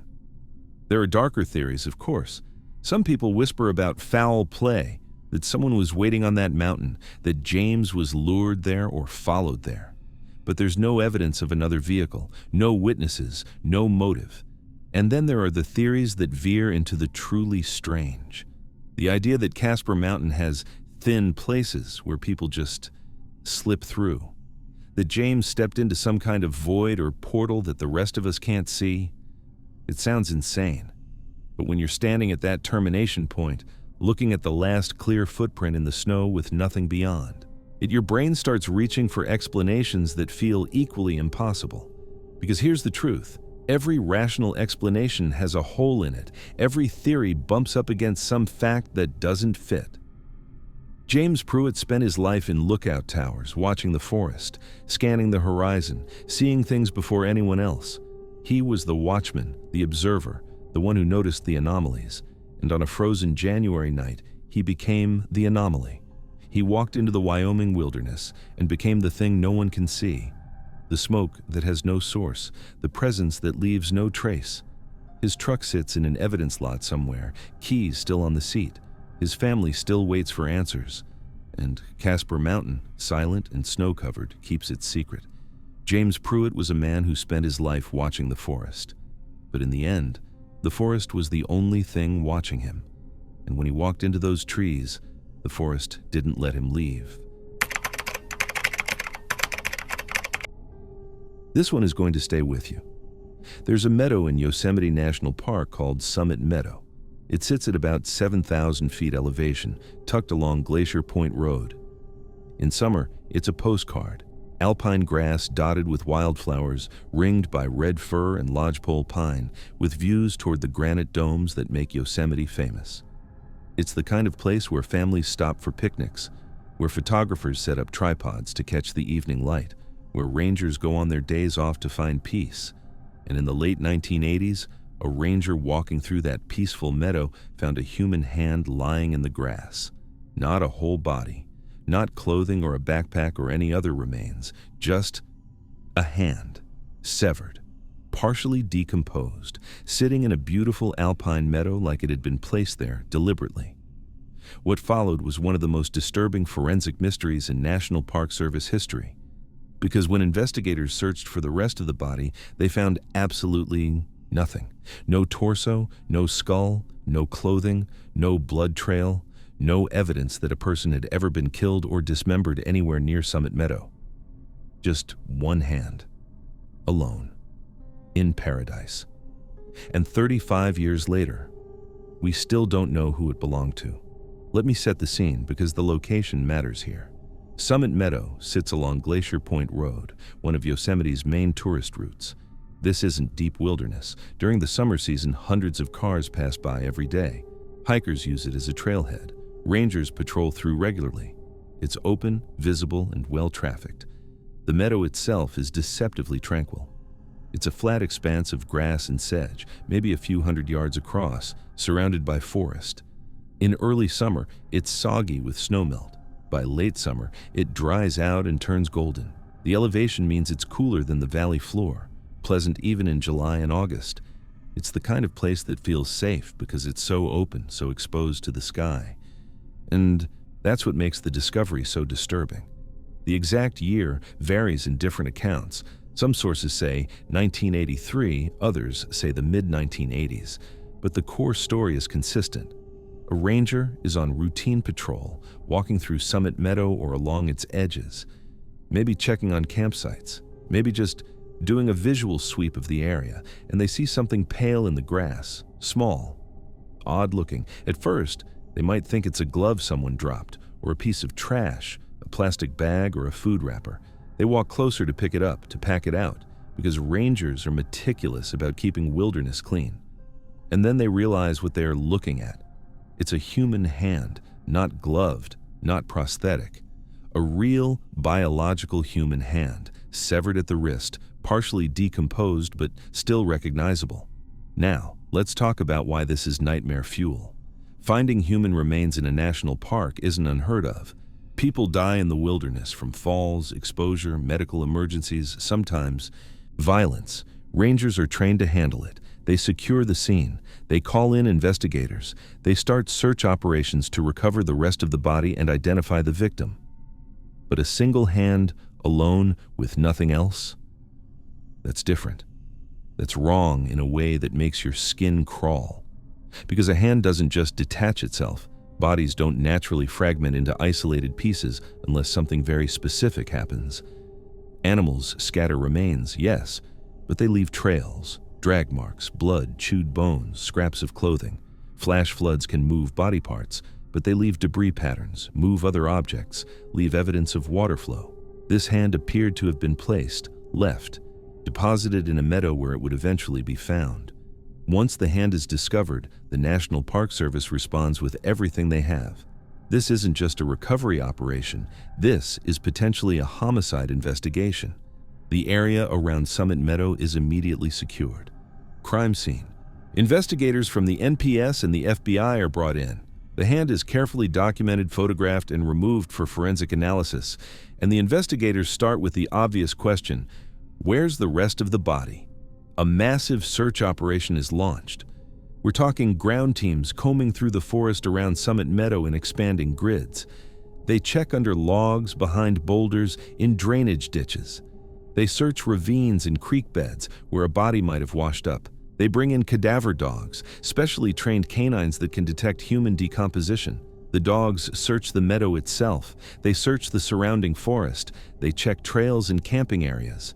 And they find nothing. No torso, no legs, no head, no second hand. No clothing that might have belonged to the victim.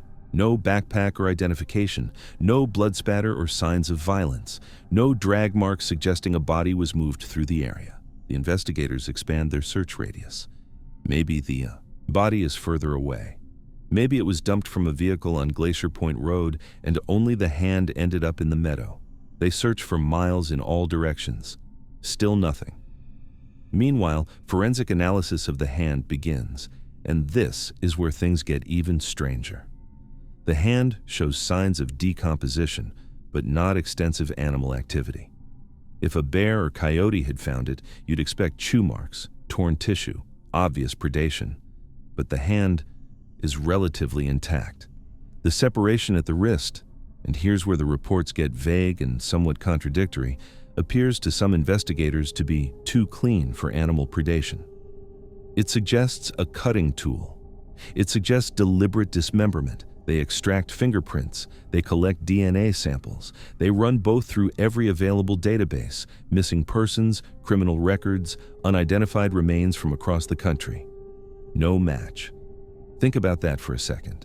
We have a hand with perfectly readable fingerprints and extractable DNA, and it doesn't match anyone in the system, which means the person it belonged to was never arrested, never fingerprinted, never reported missing in a way that entered official databases. How does someone lose a hand in Yosemite National Park and never get reported missing? How does a person, presumably dead, presumably murdered, leave no trace in any missing persons database?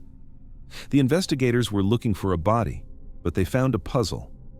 Now, let's break down why this case is so forensically bizarre. First, let's talk about the separation itself. When an animal attacks a human body, and we have plenty of forensic data on this from bear attacks, mountain lion attacks, and scavenging, it's messy. Teeth tear tissue, claws shred, bones get cracked or gnawed. The separation points are ragged, irregular, characterized by tearing rather than cutting. But according to some accounts, the separation of this hand was relatively clean. Not surgical clean, but cleaner than you'd expect. From animal predation, that implies a tool, a knife, maybe an axe, something wielded by a person. And if it was a person, we're talking about murder, followed by dismemberment and disposal, which raises a whole set of new questions. Why dump only a hand? If you're disposing of a body, trying to hide evidence of a crime, why leave one identifiable piece in a highly visible location? Hands have fingerprints. They can be identified. If you're trying to prevent identification, you destroy the hands first. You don't leave them in meadows along tourist roads. Unless, and this is where it gets dark, leaving the hand was the point, a signature, a message, a taunt. Let's look at the timing. The late 1980s in California. This was the tail end of what criminal psychologists call the golden age of American serial killers. Ted Bundy, the Hillside Stranglers, the Night Stalker, killers who were brazen, who taunted police, who left bodies in public places, and Yosemite specifically has its own dark history. In 1999, Carrie Stainer murdered 4 women in and around Yosemite. A park employee who knew the area intimately, who understood where bodies could be hidden and where they'd be found. Was there someone operating in Yosemite in the 1980s? Someone who knew the ranger patrol schedules, who knew Summit Meadow was checked regularly, who wanted the hand to be found as part of some psychological game? The FBI reportedly investigated this angle. They looked at unsolved murders in California in the years surrounding the discovery. They looked at patterns, other cases of dismemberment, other cases of remains left in public spaces. And if they found anything, they've never publicly disclosed it. Now let's talk about the identification failure, because this might be the strangest part. Modern DNA databases are extensive. Missing persons databases go back decades. Fingerprint databases include millions of people. The fact that this hand matches nothing suggests a few possibilities. First possibility is the victim was never reported missing. Maybe they were estranged from family. Maybe they were transient. Maybe no one who cared about them knew they were in California or Yosemite. Second possibility is the victim was from another country. An international tourist who'd been traveling alone, whose disappearance was reported in their home country but never cross-referenced with remains found in the U.S. Third possibility is the hand is older than we think. If it was deposited in the 1970s or early 1980s, before modern missing persons databases were computerized and cross-referenced, it might predate the systems we now rely on. Or fourth possibility is someone very deliberately chose a victim who wouldn't be missed, who had no fingerprints on file, who could disappear without triggering a massive investigation. Each possibility is disturbing in its own way. Today, if you drive Glacier Point Road in summer and stop at Summit Meadow, you'll find the same peaceful scene. Families having picnics, photographers setting up shots, hikers stretching before heading up to the high country. Most of them have no idea that this meadow was once a crime scene, that rangers spent weeks searching these woods for a body that was never found. That somewhere in an evidence locker, there's a file on a hand with no name attached to it. The case remains officially unsolved. The hand has presumably been buried or cremated by now, standard procedure for unidentified remains after a certain period. The fingerprints and DNA profile remain in databases, waiting for a match that may never come. And the rest of the body? Still missing. Still hidden somewhere in Yosemite's vast wilderness, or perhaps taken far from the park entirely. Here's what keeps me up at night about this case: the isolation of it. Not just the physical isolation of finding a single hand, but the existential isolation. This was a person, someone who had a name, a life, people who presumably loved them, and they have been reduced to a fragment in a meadow, unidentified, unacknowledged, unknown. Somewhere out there might be a family who spent decades wondering what happened to a loved one who went to Yosemite and never came back. Or maybe there isn't. Maybe this person was so alone in the world that their disappearance left no ripple. And that might be the most disturbing possibility of all. The rangers who patrol Summit Meadow today carry this knowledge with them. Every time they walk through that meadow, they're walking through a crime scene that was never fully solved. They're walking over ground that once held a piece of someone, placed there by someone, for reasons we can't understand. Was it a serial killer marking territory? Was it a murderer disposing of evidence in the most bizarre way possible? Was it something even stranger, a ritualistic killing, a message we're not equipped to read? We don't know. We may never know. But the hand was real. The forensic evidence is real. Somewhere in the archives there are photographs, DNA profiles, investigative reports. This isn't legend or rumor. This happened. A fragment of a person appeared in paradise, and the rest of their story is still out there, hidden in the forest or buried in someone's memory. Summit Meadow looks the same. The grass grows, the wildflowers bloom. The sun sets behind the granite domes in spectacular shows of color. But underneath the beauty, there's a question that has no answer. Who were you? Where is the rest of you? And who left you here? The meadow isn't talking. The forest is keeping its secrets. And somewhere, a person is missing more than just a hand. They're missing their name, their story, their place in the world.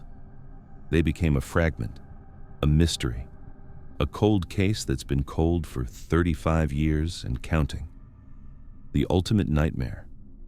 To disappear so completely that even when part of you is found, you remain unknown. That's the fragment of Summit Meadow, a piece of someone lying in paradise waiting for a name that may never come. There's a trail on Mount Rainier called Comet Falls.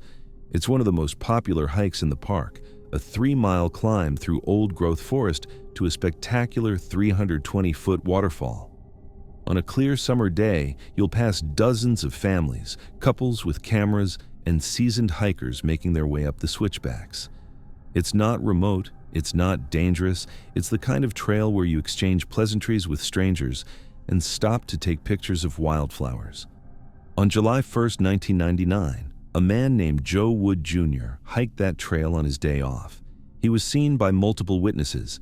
He was healthy, well-equipped, and following a well-marked path on a beautiful day. And then, somewhere between the waterfall and the ridgeline above, Joe Wood Jr. stepped off the edge of reality and was never seen again. No body, no backpack, no camera, no trace. He vanished on one of the most photographed mountains in America, on a trail busy with hikers in broad daylight, leaving behind absolutely nothing. And 25 years later, Mount Rainier still hasn't given him back. Let me tell you about Mount Rainier, because if you've never been there, you need to understand what this mountain is. Rainier is a 14,411-foot stratovolcano that dominates the landscape of western Washington. On a clear day, you can see it from Seattle, 70 miles away. This massive white pyramid floating above the horizon like something out of a fantasy novel. It's covered in 25 major glaciers, more than any other peak in the lower 48 states. And here's the thing about Rainier. It creates its own weather. Clouds form around the summit, storms materialize out of nowhere. The mountain is temperamental, unpredictable, and has killed more climbers than any other peak in the Cascades. But in early July 1999, the mountain was in a good mood. The weather was perfect, clear skies, temperatures in the 70s at lower elevations. The snowpack from the brutal winter was finally melting, opening up trails that had been buried for months. The Comet Falls Trail, one of the park's showcase hikes, was packed with visitors, families with kids, photographers hauling tripods, day hikers in shorts and trail runners. It was about as safe and civilized as wilderness gets. Now, let's talk about Joe Wood Jr. Joe was 34 years old, originally from New York, and working as a seasonal employee for Rainier Mountaineering, Inc., the park's official mountaineering concessionaire. That's a fancy way of saying he helped guide climbers up the mountain. He wasn't a climber himself. His role was more administrative and logistical, but he'd been around the mountain all summer. He knew the trails, he knew the hazards, He understood that Rainier, for all its beauty, was a killer. Joe was also, by all accounts, a cautious person. Friends described him as methodical and safety-conscious. He wasn't the type to take stupid risks or wander off trail on a whim. He respected the mountain. And that's important to remember, because what happened next makes absolutely no sense for someone with his experience and personality. July 1st was Joe's day off. He decided to do what thousands of people do every summer, hike to Comet Falls, and maybe push on a bit further to get some views. He packed a day pack with water, snacks, and extra layers. He brought his camera. He loved photography. He told his roommate he'd be back by evening, and then he walked into the forest, July 1st, 1999. Morning. Joe starts up the Comet Falls Trail from the Longmire area. The trail climbs steadily through thick forest, Douglas fir, western red cedar, hemlock, following Van Trump Creek. It's a well-maintained path, clearly marked with wooden bridges over the stream crossings. About 1.8 miles in, you reach Comet Falls itself, a thundering cascade of water dropping 320 feet down a black basalt cliff. It's stunning. Most people stop here, take photos, and head back down. But Joe keeps going. Above the falls, the trail continues, toward Van Trump Park, and eventually up to Mildred Point, a rocky promontory with panoramic views of the Tatoosh Range. The upper section is steeper, less traveled, and starts to get into more serious terrain. But it's still a marked trail, still within the bounds of a day hike. Around midday, a group of hikers encounters Joe on the trail somewhere above Comet Falls. They exchange the usual trail greetings. "Beautiful day. How far are you going?" "Nothing remarkable." Joe seems fine, happy even. He's got his pack, his camera. He's moving at a steady pace. The hikers continue on, and that's the last time anyone sees Joe Wood Jr. By evening, when Joe doesn't return to his housing, his roommate isn't immediately worried. Maybe he decided to camp out, maybe he ran into friends and went to dinner. But when Joe doesn't show up for work the next morning, July 2nd, that's a red flag. Joe was responsible. He didn't just no-show without calling. By midday on July 2nd, park rangers are notified. And because Joe is one of their own, a seasonal employee, someone who worked with the climbing guides, the response is immediate and massive. This isn't a tourist who wandered off. This is family. Search and rescue mobilizes within hours. They deploy ground teams to cover the Comet Falls Trail and the upper routes toward Van Trump Park. They bring in helicopters equipped with FLIR, forward-looking infrared, which can detect body heat even under tree cover. Elite climbing rangers rappel into steep gullies and check cliff bands where someone might have fallen. Volunteer searchers comb through the forest, calling Joe's name, looking for any sign of him. The search continues for days, then weeks. They grid search every square foot of terrain between the trailhead and the ridgeline. They check snow bridges, those deceptive layers of snow that span creeks and can collapse without warning. They examine every cliff, every crevasse, every boulder field where a body might be, hidden. And they find absolutely nothing. No backpack, no camera, no water bottle, no jacket, no piece of torn fabric caught on a tree branch, no boot print in a patch of snow, no disturbed rocks that might indicate a fall. Joe Wood Jr., hiking a popular trail on a clear day in one of the most visited national parks in America, has simply vanished. Now, this is where your skin starts to crawl, because the official explanation that Joe had some kind of accident and his body is hidden in the terrain doesn't hold up when you actually examine the facts. Let's start with the most obvious problem: the visibility paradox. Joe was last seen by hikers in the middle of the day on a marked trail in good weather. Those hikers weren't miles ahead or miles behind him. They were close, which means there's a very narrow window of time, maybe an hour, maybe two at most, where Joe could have left the trail and gotten into trouble. So the question is, why would an experienced, cautious hiker suddenly decide to bushwhack into dangerous terrain? The trail to Van Trump Park is steep but straightforward. There's no reason to leave it. If Joe wanted better views or different photo angles, there are plenty of safe spots to step off the trail a few feet. You don't need to scramble down a cliff or cross a sketchy snow bridge to get a good shot. But let's say, for argument's sake, that Joe did leave the trail. Maybe he saw something interesting, a marmot, a rare flower, a better viewpoint. And let's say he slipped and fell. If that happened, there should be evidence. When someone falls on a mountain, especially in steep, rocky terrain, they leave marks. Broken branches, disturbed scree, scraped rock, blood, and most importantly, a body or gear at the bottom. Gravity doesn't make things disappear. It makes them very findable. The search teams weren't amateurs. These were professional rangers who'd recovered dozens of bodies from Rainier over the years. They know what to look for. They used helicopters with FLIR technology that can pick up body heat through forest canopy. They had climbing teams rappel into every gully and check behind every boulder. And they found nothing. It makes absolutely zero sense. Now let's talk about the gear. Joe was carrying a day pack and a camera. Those are physical objects, solid, real things. If Joe fell into a crevasse or under a snow bridge, the pack and camera would either fall with him or be left at the edge where he went through.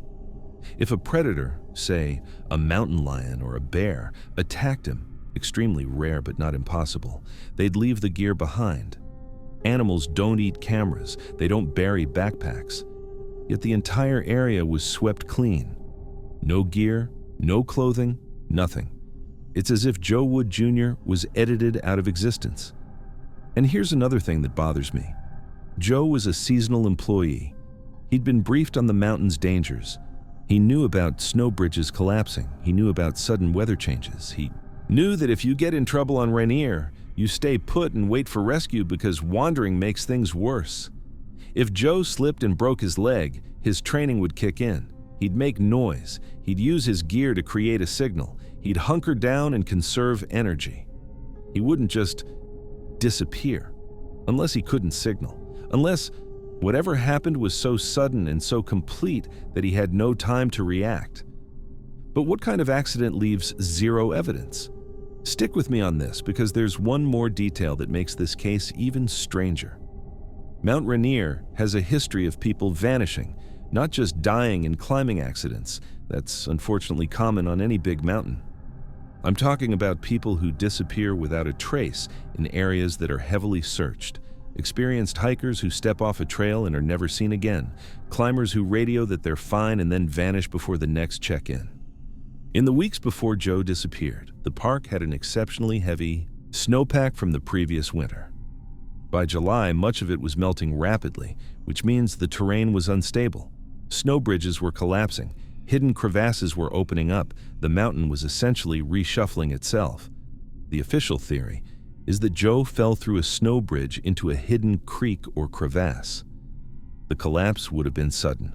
1 second you're on solid ground. The next, you're dropping through into freezing water or a gap between rocks. The snow collapses behind you, sealing the hole. Your body is trapped in a space that's impossible to see from above. It's plausible. It fits the evidence, or lack thereof. But here's the problem. Joe's body should have surfaced by now. Snow bridges melt, creeks flood in spring. Bodies wedged in crevasses eventually work loose and wash downstream. 25 years is a long time, and yet not a single piece of Joe Wood Jr. has ever been found. No boot washing up at the base of a waterfall, no bone spotted by a hiker, no scrap of clothing caught on rocks downstream. Nothing. So what happened to Joe Wood Jr.? The most likely explanation is still the snowbridge theory. That Joe, hiking above the falls in early July when the snowpack was at its most unstable, stepped onto what looked like solid ground and fell through into a hidden space. That he was knocked unconscious or killed in the fall. That his body remains trapped in a geological pocket that searchers have never accessed. Maybe under a boulder jam, maybe in a narrow slot where water carved out a hidden chamber. Mount Rainier is full of these traps. The mountain is a maze of glacial meltwater, volcanic rock, and unstable snow. Bodies have been lost there for decades before they're found. Some are never found at all.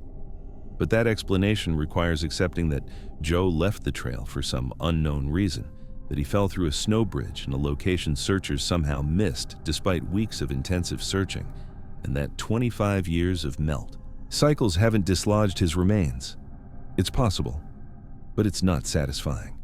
Because Joe Wood Jr. was an observer, a photographer, someone who paid attention to his surroundings, and he was hiking a popular trail on a clear day, seen by witnesses just hours before he vanished. The trail doesn't fork. The terrain, while steep, is visible for long distances. If Joe had veered off into dangerous ground, someone should have seen him. If he'd fallen, someone should have heard him. If he'd gotten stuck, he should have been found. But none of that happened. Joe Wood Jr. stepped onto a trail on Mount Rainier on July 1st, 1999. He was healthy, equipped, and experienced. He was seen by multiple hikers who remember him being calm and happy. And then, somewhere between the waterfall and the ridgeline, he ceased to exist. His camera never captured another image. His boots never left another print. His voice never called out for help. Mount Rainier, beautiful, iconic, deadly, kept him. And 25 years later, the mountain still hasn't said where. There's a plaque at Rainier Mountaineering Inc. headquarters with the names of guides and employees who've died on the mountain. Joe Wood Jr.'s name is there. He's remembered as one of their own. But somewhere up there, on a trail that thousands of people hike every summer, past a waterfall that thunders and sprays mist into the air, Joe's final moments remain hidden. He was the observer, the photographer, the man who paid attention. And in the end, the mountain was the only thing watching him. And when he vanished, the mountain didn't blink. There's a backpack sitting in an evidence locker somewhere in Los Angeles County. Inside it, neatly tucked into their protective case, are a pair of prescription eyeglasses. They belong to a man named Alfred O'Leary, a 75-year-old volunteer for the Forest Service who knew the Angeles National Forest better than most rangers. The glasses were found in May of 1988, placed carefully on the ground along a remote trail. The backpack showed no signs of struggle, no tears, no blood. It was just there, waiting. But Al O'Leary was nowhere to be found. And here's the thing that will keep you up at night. Al was legally blind without those glasses. He couldn't see the trail in front of him, couldn't navigate the forest, couldn't read a map or identify landmarks. Without them, the wilderness became an indistinct blur of shapes and shadows. So why would a man who needed his glasses to survive in the woods take them off, pack them away carefully, and then vanish into terrain where being blind meant certain death? That question has haunted searchers for 36 years. Let me tell you about the Angeles National Forest, because if you're not from Southern California, you might think it's just some pretty backdrop for hiking selfies. The Angeles sits right on the northern edge of the Los Angeles Basin. On a clear day, you can stand in downtown LA, look north, and see these mountains rising up like a wall between the city and the Mojave Desert. It's technically wilderness, over 700 acres of chaparral, pine forest, and steep canyons, but it's also the backyard for 18 million people. On weekends, the trailheads are packed, mountain bikers, trail runners, families with kids. It feels safe because you can see the city lights from most ridgelines, because rescue is theoretically just a phone call away. But that safety is an illusion. The Angeles is dangerous in ways that don't announce themselves. The terrain is steep, some of the steepest gradient changes in North America, with peaks rising from 1,000 feet to over 10,000 feet in just a few miles. The chaparral is dense and nearly impenetrable in places. The trails are eroded, the cliffs are crumbly, and the weather can turn vicious without warning. Fog rolls in and visibility drops to 10 feet. Afternoon thunderstorms materialize out of nowhere. And then there are the people. The Angeles has always had a dark edge. It's close enough to the city that it becomes a dumping ground for stolen cars, for bodies, for people who want to disappear. In the 1980s, it was also prime territory for marijuana growers and methamphetamine labs hidden in remote canyons. So when someone vanishes in the Angeles, there are always two questions. Was it the wilderness that took them, or was it something human? Now let me tell you about Al O'Leary. Alfred O'Leary was 75 years old in May of 1988, but you wouldn't know it to look at him. He was fit, active, and sharp. He'd retired from his career and thrown himself into volunteer work with the Forest Service. Al wasn't just some casual hiker who showed up once a month. He was involved. He knew the trails. He knew which sections washed out in winter. He knew where the dangerous spots were. He was the guy rangers could call and ask, "Hey, is the trail to Islip clear?" And he'd know the answer off the top of his head. Al was methodical, cautious. He wore his glasses, thick prescription lenses that he absolutely needed to see. He carried proper gear. He told people where he was going and when he'd be back. He was, in every way, the model of a responsible outdoorsman. And that's what makes this case so unsettling. Because what happened to Al O'Leary doesn't fit the profile of a man who made mistakes. May 22nd, 1988. A Sunday. Beautiful weather in the San Gabriel Mountains. Al O'Leary tells his wife he's going for a hike on the Mount Islip Trail, a route he's walked dozens, maybe hundreds of times. Mount Islip sits at about 8,200 feet, accessible. From Highway 2, the Angels Crest Highway, it's a moderate hike, well-marked, popular with locals. For someone with Al's experience, it's practically a walk in the park. He packs his day pack, water, snacks, extra layers. His glasses, of course, firmly on his face because without them, the world is a blur. He drives up the mountain, parks at the trailhead, and heads out. And that's the last time anyone sees him. When Al doesn't come home that evening, his wife knows immediately that something is wrong. Al is a man of routine. He doesn't stay out late without calling. He doesn't deviate from plans. She contacts the Forest Service, and by the next morning, a search is underway. The initial response is standard: ground teams hiking the Mount Islip Trail and the surrounding area, calling Al's name, looking for any sign of him. They check the usual spots: viewpoints where someone might stop and lose track of time, tricky sections where someone might slip and get injured. Nothing. By day 3, the search expands. Now we're talking helicopters, volunteer search and rescue teams from across the region, and bloodhounds. The dogs are particularly important because Al's scent should be relatively fresh. If he's injured and unable to move, the dogs should lead searchers right to him. And then, about a week into the search, they find something. Al's backpack. It's sitting on the ground in a remote area off the main trail, not at the bottom of a ravine, not caught on a tree branch, not scattered by animals. It's placed, upright, neat, as if Al had carefully set it down, planning to pick it up again in a few minutes. Searchers open it, expecting to find clues, maybe a note, maybe evidence of injury, bloody clothing, torn fabric. What they find is more disturbing than anything dramatic. Inside the pack, Al's glasses tucked carefully into their protective case. Think about this for a second. Al O'Leary was legally blind without his glasses, not squints to read street signs. Blind. Legally blind. Without those glasses, he couldn't see the trail, couldn't identify landmarks, couldn't navigate his way back to the trailhead even if he wanted to. And yet, at some point after leaving his car, Al took off his glasses, put them in their case, zipped the case into his backpack, and then, what? Walked away blind into the wilderness?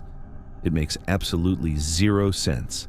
Now, this is where the story gets truly bizarre, because the discovery of the backpack doesn't solve the mystery. It deepens it. Let's start with the glasses.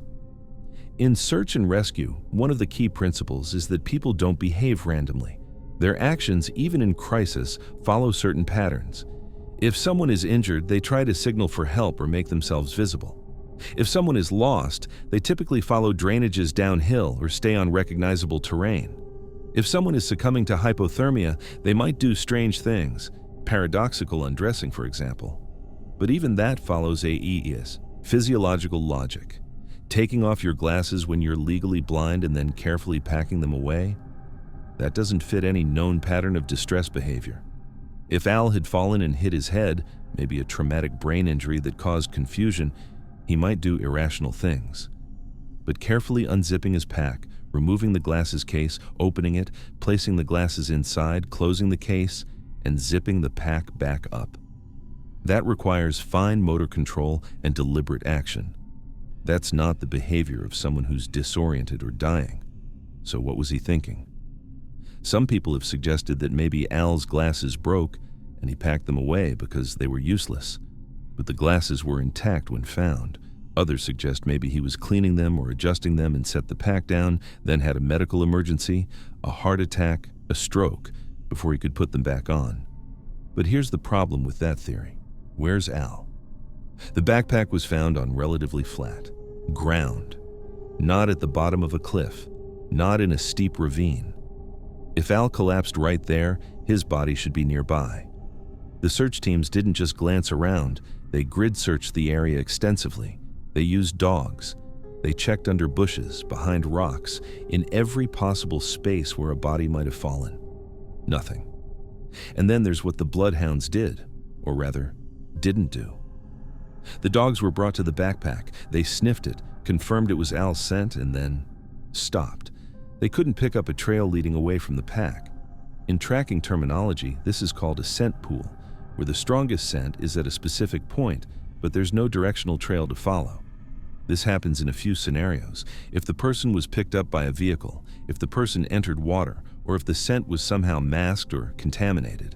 Or, and this is the option that makes searchers uncomfortable, if the person simply ceased to emit scent, as if they stopped existing, at that exact spot. Now let's talk about the placement of the backpack. It wasn't thrown, it wasn't dropped, it wasn't torn apart by animals or weathered by exposure. It was set down, carefully, almost ritualistically. If Al had been attacked by a mountain lion, rare but not impossible in the Angeles, the pack would show signs of disturbance. Predators drag things. They scatter gear looking for food. They don't carefully place backpacks upright on the ground. If Al had suffered a medical emergency and collapsed, the pack would likely be on his back or dropped beside him. You don't neatly remove your pack, set it down, and then wander off to die somewhere else. The whole scene has this eerie, deliberate quality to it, like Al was performing some kind of ritual, like he knew he was leaving and wanted to make sure his things were properly arranged. It's like something out of a fever dream. So what happened to Alfred O'Leary? The official explanation, and it's thin, is that Al suffered some kind of medical event, maybe a stroke or a transient ischemic attack that caused temporary confusion. In that confused state, he removed his glasses for some reason we can't understand, packed them away, and then wandered off into the forest, where he eventually collapsed and died. His body, according to this theory, is hidden in some crevice or buried under debris where searchers just haven't looked. But that explanation requires us to accept a lot of improbabilities stacking on top of each other. It requires Al to be confused enough to do something irrational, but lucid enough to do it carefully. It requires him to wander away from his pack, blind, remember, without leaving a scent trail the dogs could follow. It requires his body to be so perfectly hidden that decades of hiking and searching haven't turned it up. And it doesn't explain why Al, a cautious, experienced volunteer who knew the dangers of the forest, would take off the one piece of equipment he absolutely needed to survive. Here's something that makes this case even stranger. The Angeles National Forest has a pattern. 10 years after Al disappeared, Deputy Jonathan Oj would vanish from the Devil's Punch Bowl just a few miles away. Same forest, same total absence of evidence, same feeling that the person didn't just die. They were removed from reality. Is it coincidence? Is there something about the Angeles, its geography, its history, its proximity to urban crime, that makes it particularly good at swallowing people? Or is there something else, something we don't have the language to properly describe? Alfred O'Leary spent his retirement helping people navigate the Angeles National Forest. He was the eyes and ears of the Forest Service. He knew the trails, the hazards, the safe routes, and the dangerous ones. He was, in every practical sense, a guardian of that wilderness. And on May 22, 1988, the wilderness took its guardian. It took him so completely that 36 years later, we have nothing but a backpack and a pair of glasses to prove he was ever there. His body was never found. No clothing, no bones, no evidence that he died in those mountains except for the items he left behind, carefully placed as if he was planning to return for them. But Al O'Leary never came back. And somewhere in the Angeles National Forest, in a canyon or a crevice or a place we haven't thought to look, the answer to what happened is waiting. Maybe it's a simple answer. a medical emergency, and bad luck. Or maybe it's something stranger. Something that explains why a man who needed his glasses to see would take them off and walk blind into the wilderness. Either way, the forest isn't talking. And Al's glasses, those thick prescription lenses that were supposed to help him see the world clearly, sit in an evidence locker, seeing nothing. The man who spent his life helping others find their way became the one who couldn't find his way back. And the woods he loved kept him forever. Now, we have to go back in time for this one. Way back, July 1954. Eisenhower's president. Rock and roll is just being born. Yosemite National Park is in the middle of its busiest summer season, packed with families in station wagons and couples on honeymoons, all coming to see the granite monoliths and thundering waterfalls that John Muir called the Range of Light. And on July 15th of that year, a young park ranger named Walter Gordon told his friends he was going for a hike. Just a simple day hike to do some fishing and exploring. He was 24 years old, physically fit, and intimately familiar with the Yosemite backcountry. He never came back. What followed was one of the largest search operations in Yosemite's history up to that point. Over 100 men, bloodhounds, military helicopters, cutting-edge technology in 1954. They searched for weeks, combing through canyons and checking every cliff face and boulder field. And they found absolutely nothing. Not a fishing pole, not a boot. Not a scrap of clothing, not a bone. 70 years later, Walter Gordon remains one of Yosemite's most baffling disappearances. Because this wasn't some tourist who wandered off the boardwalk at Glacier Point. This was a ranger. Someone who knew the mountains, someone whose job was literally to keep other people from getting lost. And he vanished so completely that it's like he was never there at all. Let me paint you a picture of Yosemite in the summer of 1954. Because it was a different world back then. The park was experiencing a post-war tourism boom. Families who'd spent years rationing and worrying were finally taking vacations again. Yosemite Valley was bustling. Camp Curry, now Curry Village, was packed with canvas tents. The Ahwahnee Hotel was hosting society events, and the Firefall, that nightly ritual where rangers pushed burning embers off Glacier Point, was drawing crowds every evening. But step 20 feet off the trail, and you were in a wilderness that hadn't changed since the Ice Age. The granite walls of Half Dome and El Capitan rose thousands of feet straight up. Yosemite Falls, fed by snowmelt, was roaring at full force, a 2,225-foot cascade that you could hear from miles away. The high country, the areas above the valley floor, was a maze of alpine meadows, subalpine forests, and exposed granite slabs where one misstep could send you tumbling hundreds of feet. And the rangers back then? They were a different breed. These weren't people with GPS units and satellite phones. They navigated by compass and topographic maps. They knew the land because they walked it day after day, memorizing trails and landmarks and water sources. They were more in tune with the wilderness than most modern rangers could ever be, simply because they had to be. Walter Gordon was one of these rangers. Walter was 24 years old in the summer of 1954. He'd played football at UC Berkeley. Not just played, but excelled. He was a physical specimen, strong, fast, coordinated, the kind of guy who could hike all day with a heavy pack and still have energy to spare. After college, he'd taken a seasonal job with the National Park Service and was assigned to Yosemite. He wasn't some rookie who'd just arrived. Walter had been working in the park long enough to know the terrain. He knew which trails were safe and which ones were prone to rockfall. He knew where the black bears hung out and where the mule deer bedded down. He was, by every measure, competent. And on July 15th, 1954, competence didn't matter. July 15th, 1954, a Thursday. Walter Gordon has the day off.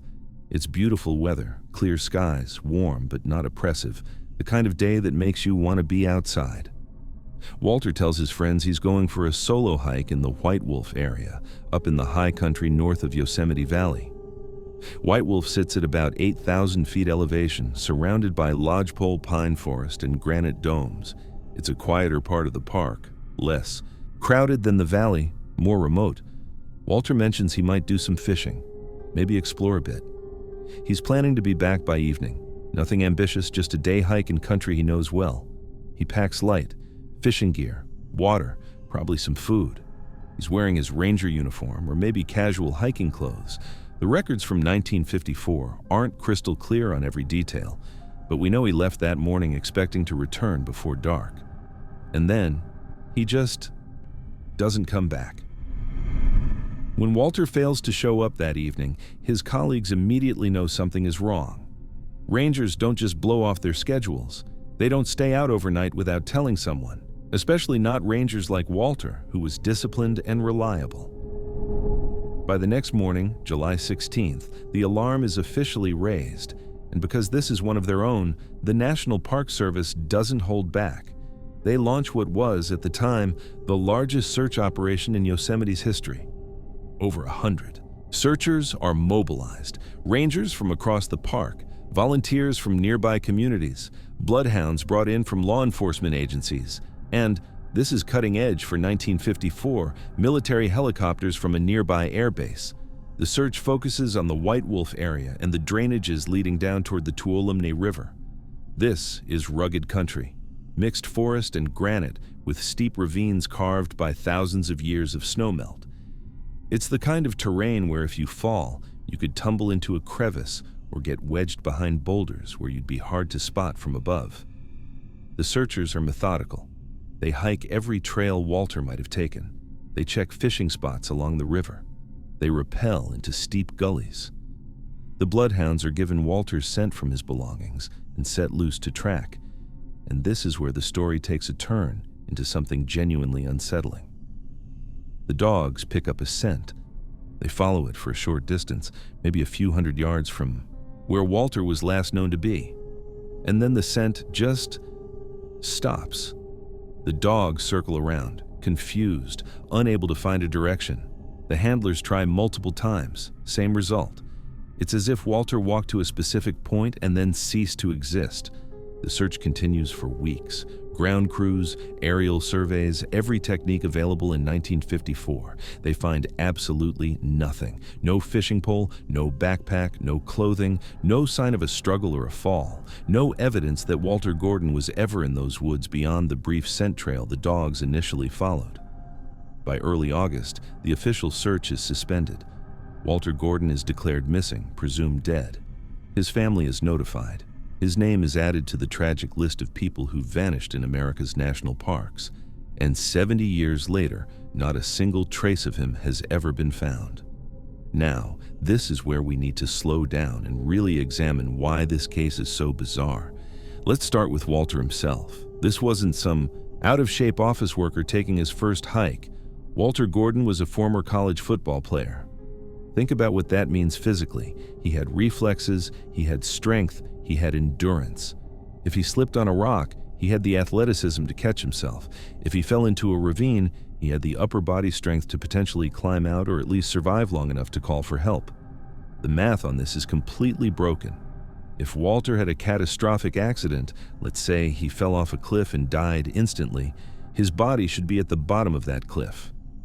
Gravity doesn't make bodies disappear. They fall to the lowest point.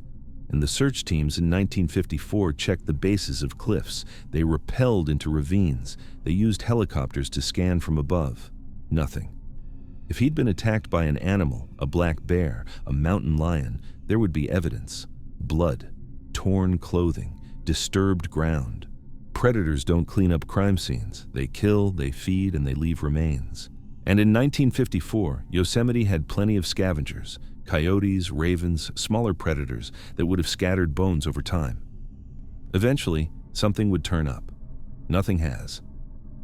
Now let's talk about those bloodhounds, because this detail appears in so many of these ranger disappearances that it's become a pattern. Professional tracking dogs are brought to the last known location.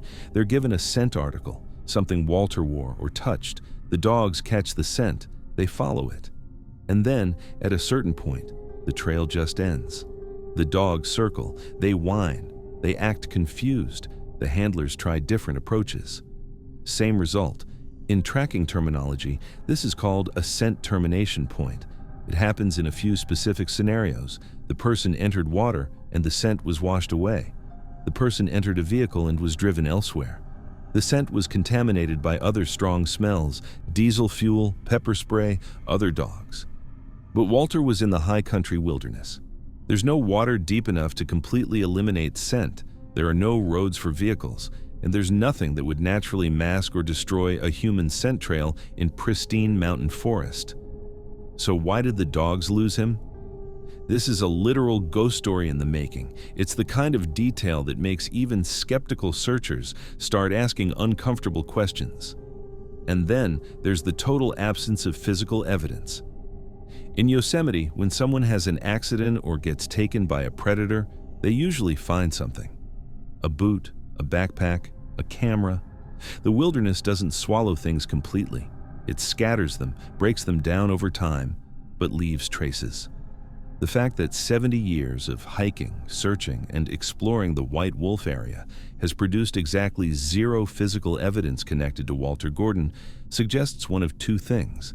Either he's in a location so remote and inaccessible that it's never been searched, or something happened to him that doesn't fit our normal understanding of how people disappear in the wilderness.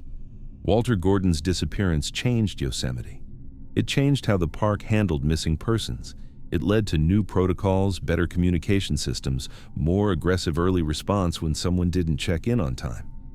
But it didn't answer the fundamental question: where did he go?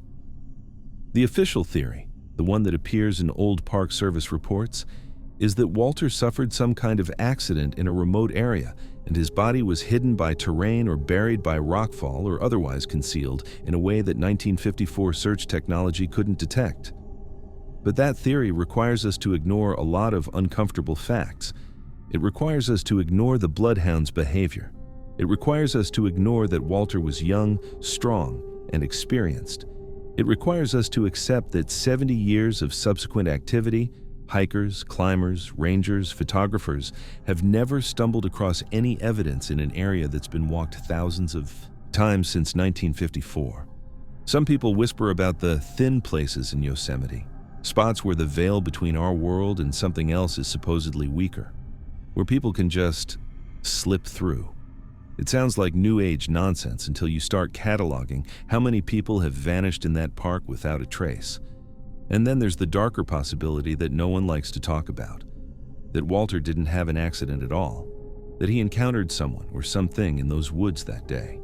Another person, perhaps, someone who didn't want witnesses. But there's no evidence of foul play, no reports of suspicious individuals in the area, no motive, no suspects. Is it possible to be too familiar with the mountains? Did Walter Gordon find a place in Yosemite that doesn't want to be found? Did his confidence lead him deeper into isolation than was safe, to a spot where one misstep could send you tumbling into a crack in the granite that's too narrow to search, too deep to survive? Or is there something stranger at work in Yosemite's high country? Something that occasionally reaches out and takes someone, wiping away their tracks like erasing chalk from a board? Walter Gordon went for a hike on his day off. He was 24 years old, in the prime of his life, working his dream job in one of the most beautiful places on earth. He told his friends he'd be back by evening, and he walked into a mystery that's now 70 years old.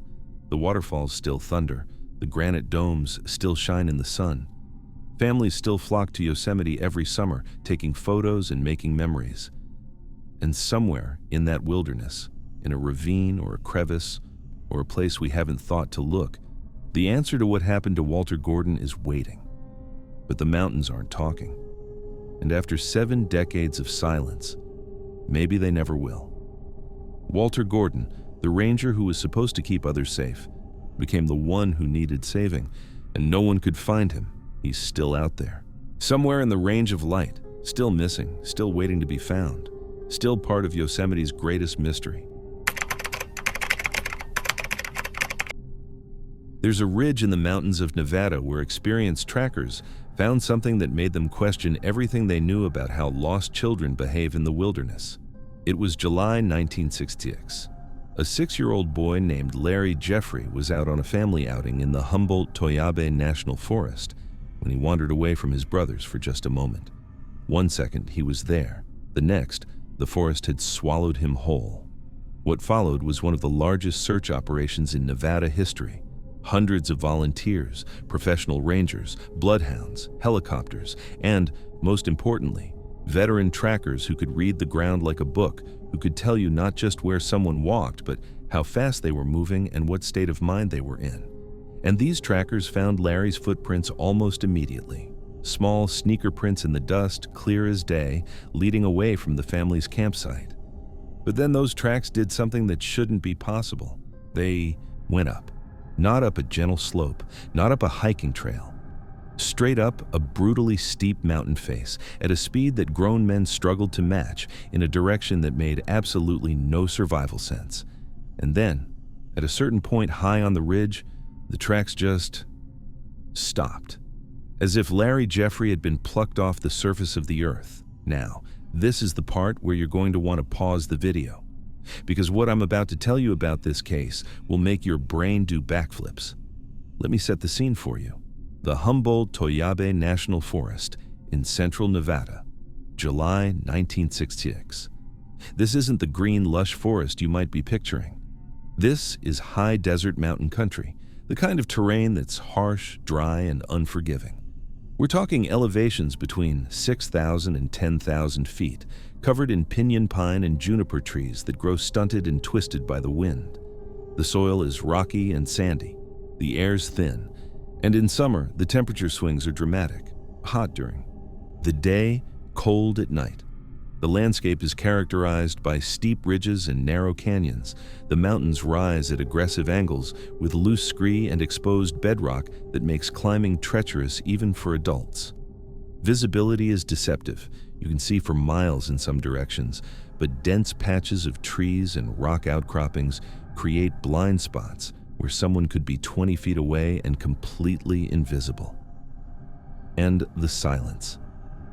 If you've never been in the high desert mountains, you can't appreciate how profound the quiet is. No traffic noise, no background hum of civilization, just wind through the pines and the occasional cry of a hawk. It's the kind of silence that presses on your ears, the kind that makes you realize how small you are. This is where the Jeffrey family decided to spend a summer day. Parents, kids, extended family, just a wholesome outing in the mountains. They set up at a campsite, probably planned to do some fishing or hiking, enjoy the fresh air. And then they looked around, and Larry was gone. Larry Jeffrey was 6 years old, a normal, energetic kid. Not particularly outdoorsy, but not clueless either. Just a child doing what children do, wandering a few yards away to look at something interesting. Maybe a bird, maybe a cool rock. Maybe he just wanted to explore.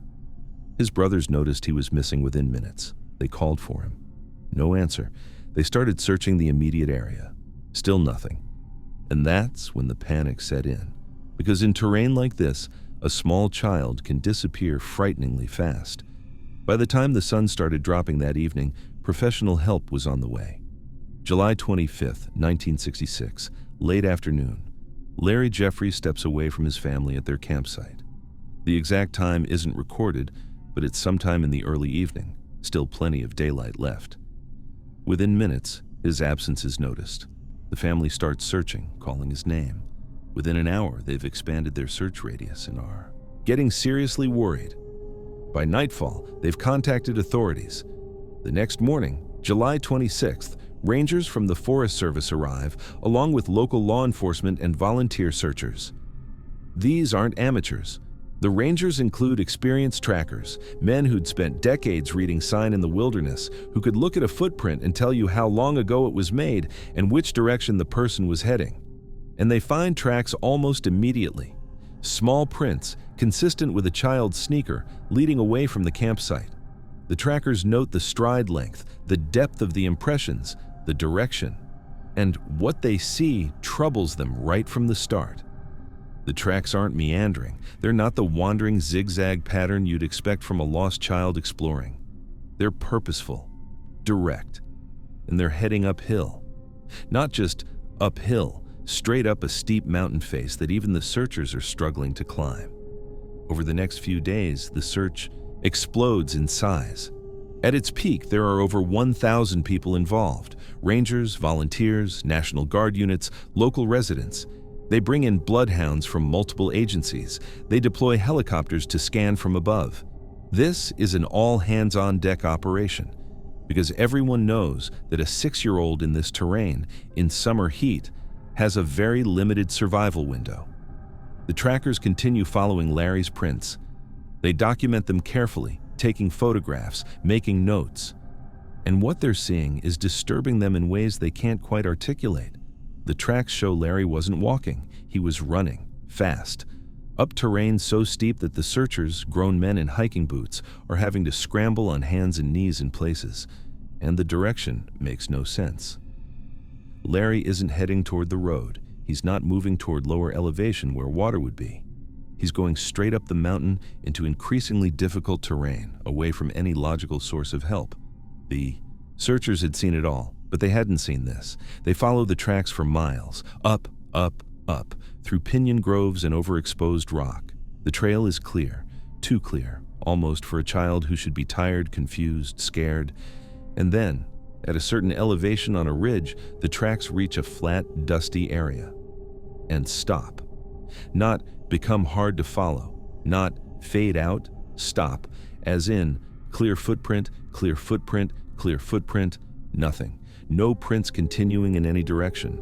No signs of a struggle or scuff marks suggesting he turned around. The dust beyond that final print is undisturbed, virgin, untouched. The rangers search the area exhaustively. They expand their radius. They check for places he might have stepped onto rock where prints wouldn't show. They look for broken branches, disturbed vegetation, any sign of passage. Nothing. After 16 days of intensive searching, the operation is scaled back. Larry Jeffrey is declared missing, presumed dead. Over the years, follow-up searches are conducted. Hikers are asked to keep an eye out. Amateur searchers explore the area. 58 years later, Larry Jeffrey has never been found. Now, let me tell you why this case still haunts the people who were there. Because the physical evidence, the tracks themselves, contradicts everything we know about how lost children behave. Let's start with the direction. When a child gets separated from their family in the wilderness, they typically do one of a few things. They sit down and cry, hoping to be found. They try to retrace their steps back to where they last saw their family. Or they follow the path of least resistance, downhill, toward water, toward open areas where they can see. What they don't do is run straight up a mountain. But that's what Larry's tracks showed. Not walking, running. Up a slope so steep that adult searchers described needing to use their hands for balance. Why would a 6-year-old separated from his family, scared and alone, choose to run uphill? It makes no survival sense. It makes no psychological sense, unless he was running from something, or running toward something. Now let's talk about the speed, because this is where it gets really impossible. The veteran trackers on the search team, men who'd tracked everything from lost hikers to escaped convicts, examined Larry's footprints carefully. They noted the stride length, the depth of the impressions, the spacing between prints. And their conclusion was unanimous. Larry was moving fast, really fast. One tracker later reported that they had to push themselves to keep pace with the speed indicated by the tracks. Think about that. Grown men, experienced outdoorsmen, physically fit adults, struggling to match the pace of a 6-year-old with legs a third their length. It makes your brain do backflips. How does a small child outrun adults on a 45-degree incline? The physical mechanics don't work. A child's stride is shorter. Their cardiovascular capacity is lower. They tire faster. And this isn't a flat track. This is brutal mountain terrain where every step requires effort and balance. Yet the tracks showed sustained speed over miles, not a brief sprint. Miles of running uphill. Some of the searchers whispered theories. Maybe adrenaline. Maybe panic giving him superhuman energy. But adrenaline doesn't change leg length. It doesn't alter basic physics. And it doesn't explain why he kept going up when every instinct should have pulled him down toward safety. And then there's the termination point. This is the detail that turned a tragic search into something that feels genuinely paranormal. The tracks reached a flat area on a ridge, a dusty, exposed section where prints should be easy to see. The searchers documented the last clear footprint, and then nothing. The dust beyond that point was completely undisturbed. No prints continuing forward, no prints showing him turning around, no scuff marks suggesting he stumbled or fell. The rangers checked for places he might have stepped onto rock. They searched in every direction, expanding their radius. They brought the bloodhounds to that exact spot. The dogs circled, whined, and couldn't pick up a scent continuing in any direction. Now, this is the part where you're going to want to pause the video because I need you to understand what the searchers were thinking at that moment. These were experienced professionals. They'd found lost children before. They'd recovered bodies. They'd seen accidents and animal attacks and every variation of wilderness tragedy. But they'd never seen tracks that just ended. No explanation, no natural transition from here to gone. It's as if Larry Jeffrey walked to that exact spot on the ridge, took one more step, and vanished from our physical dimension. The disappearance of Larry Jeffrey fits a pattern that researchers have documented across dozens of cases. Children who go missing in wilderness areas and are never found. Children whose tracks show impossible speed or direction. Children whose scent trails vanish abruptly. Children who disappear in areas that are later searched exhaustively with no results. The skeptical explanation, the one that official reports lean toward, is that Larry succumbed to exposure, fell into a crevice or mine shaft that hasn't been found, or was taken by a predator that left no trace. That the track's ending is just a quirk of the terrain. Maybe he stepped onto rock, maybe wind covered subsequent prints, maybe the searchers just missed the continuation somehow.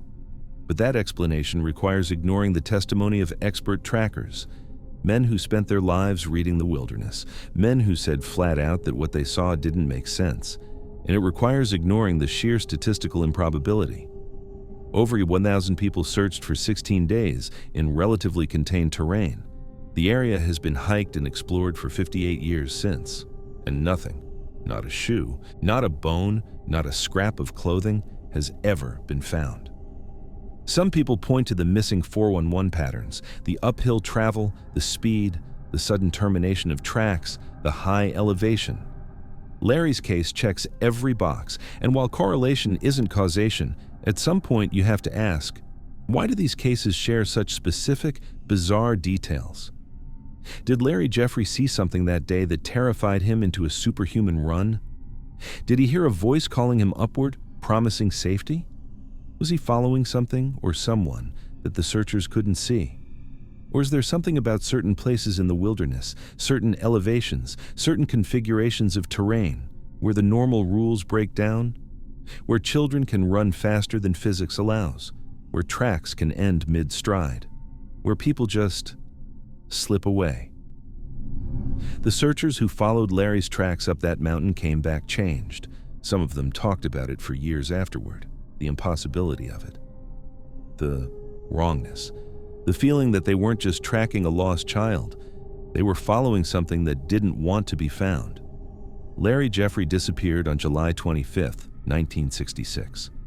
He was 6 years old. He stepped away from his brothers for just a moment, in broad daylight, in clear weather. And then he ran up a mountain at impossible speed, in an impossible direction, and vanished at an impossible point.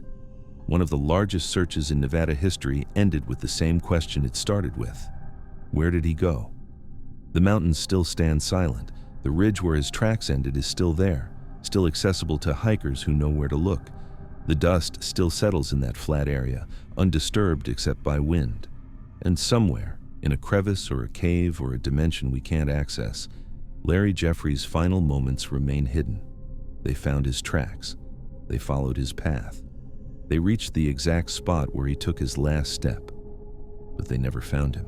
And maybe, just maybe, that's because he's not there anymore. He went up, and he didn't come down, and the mountain kept him.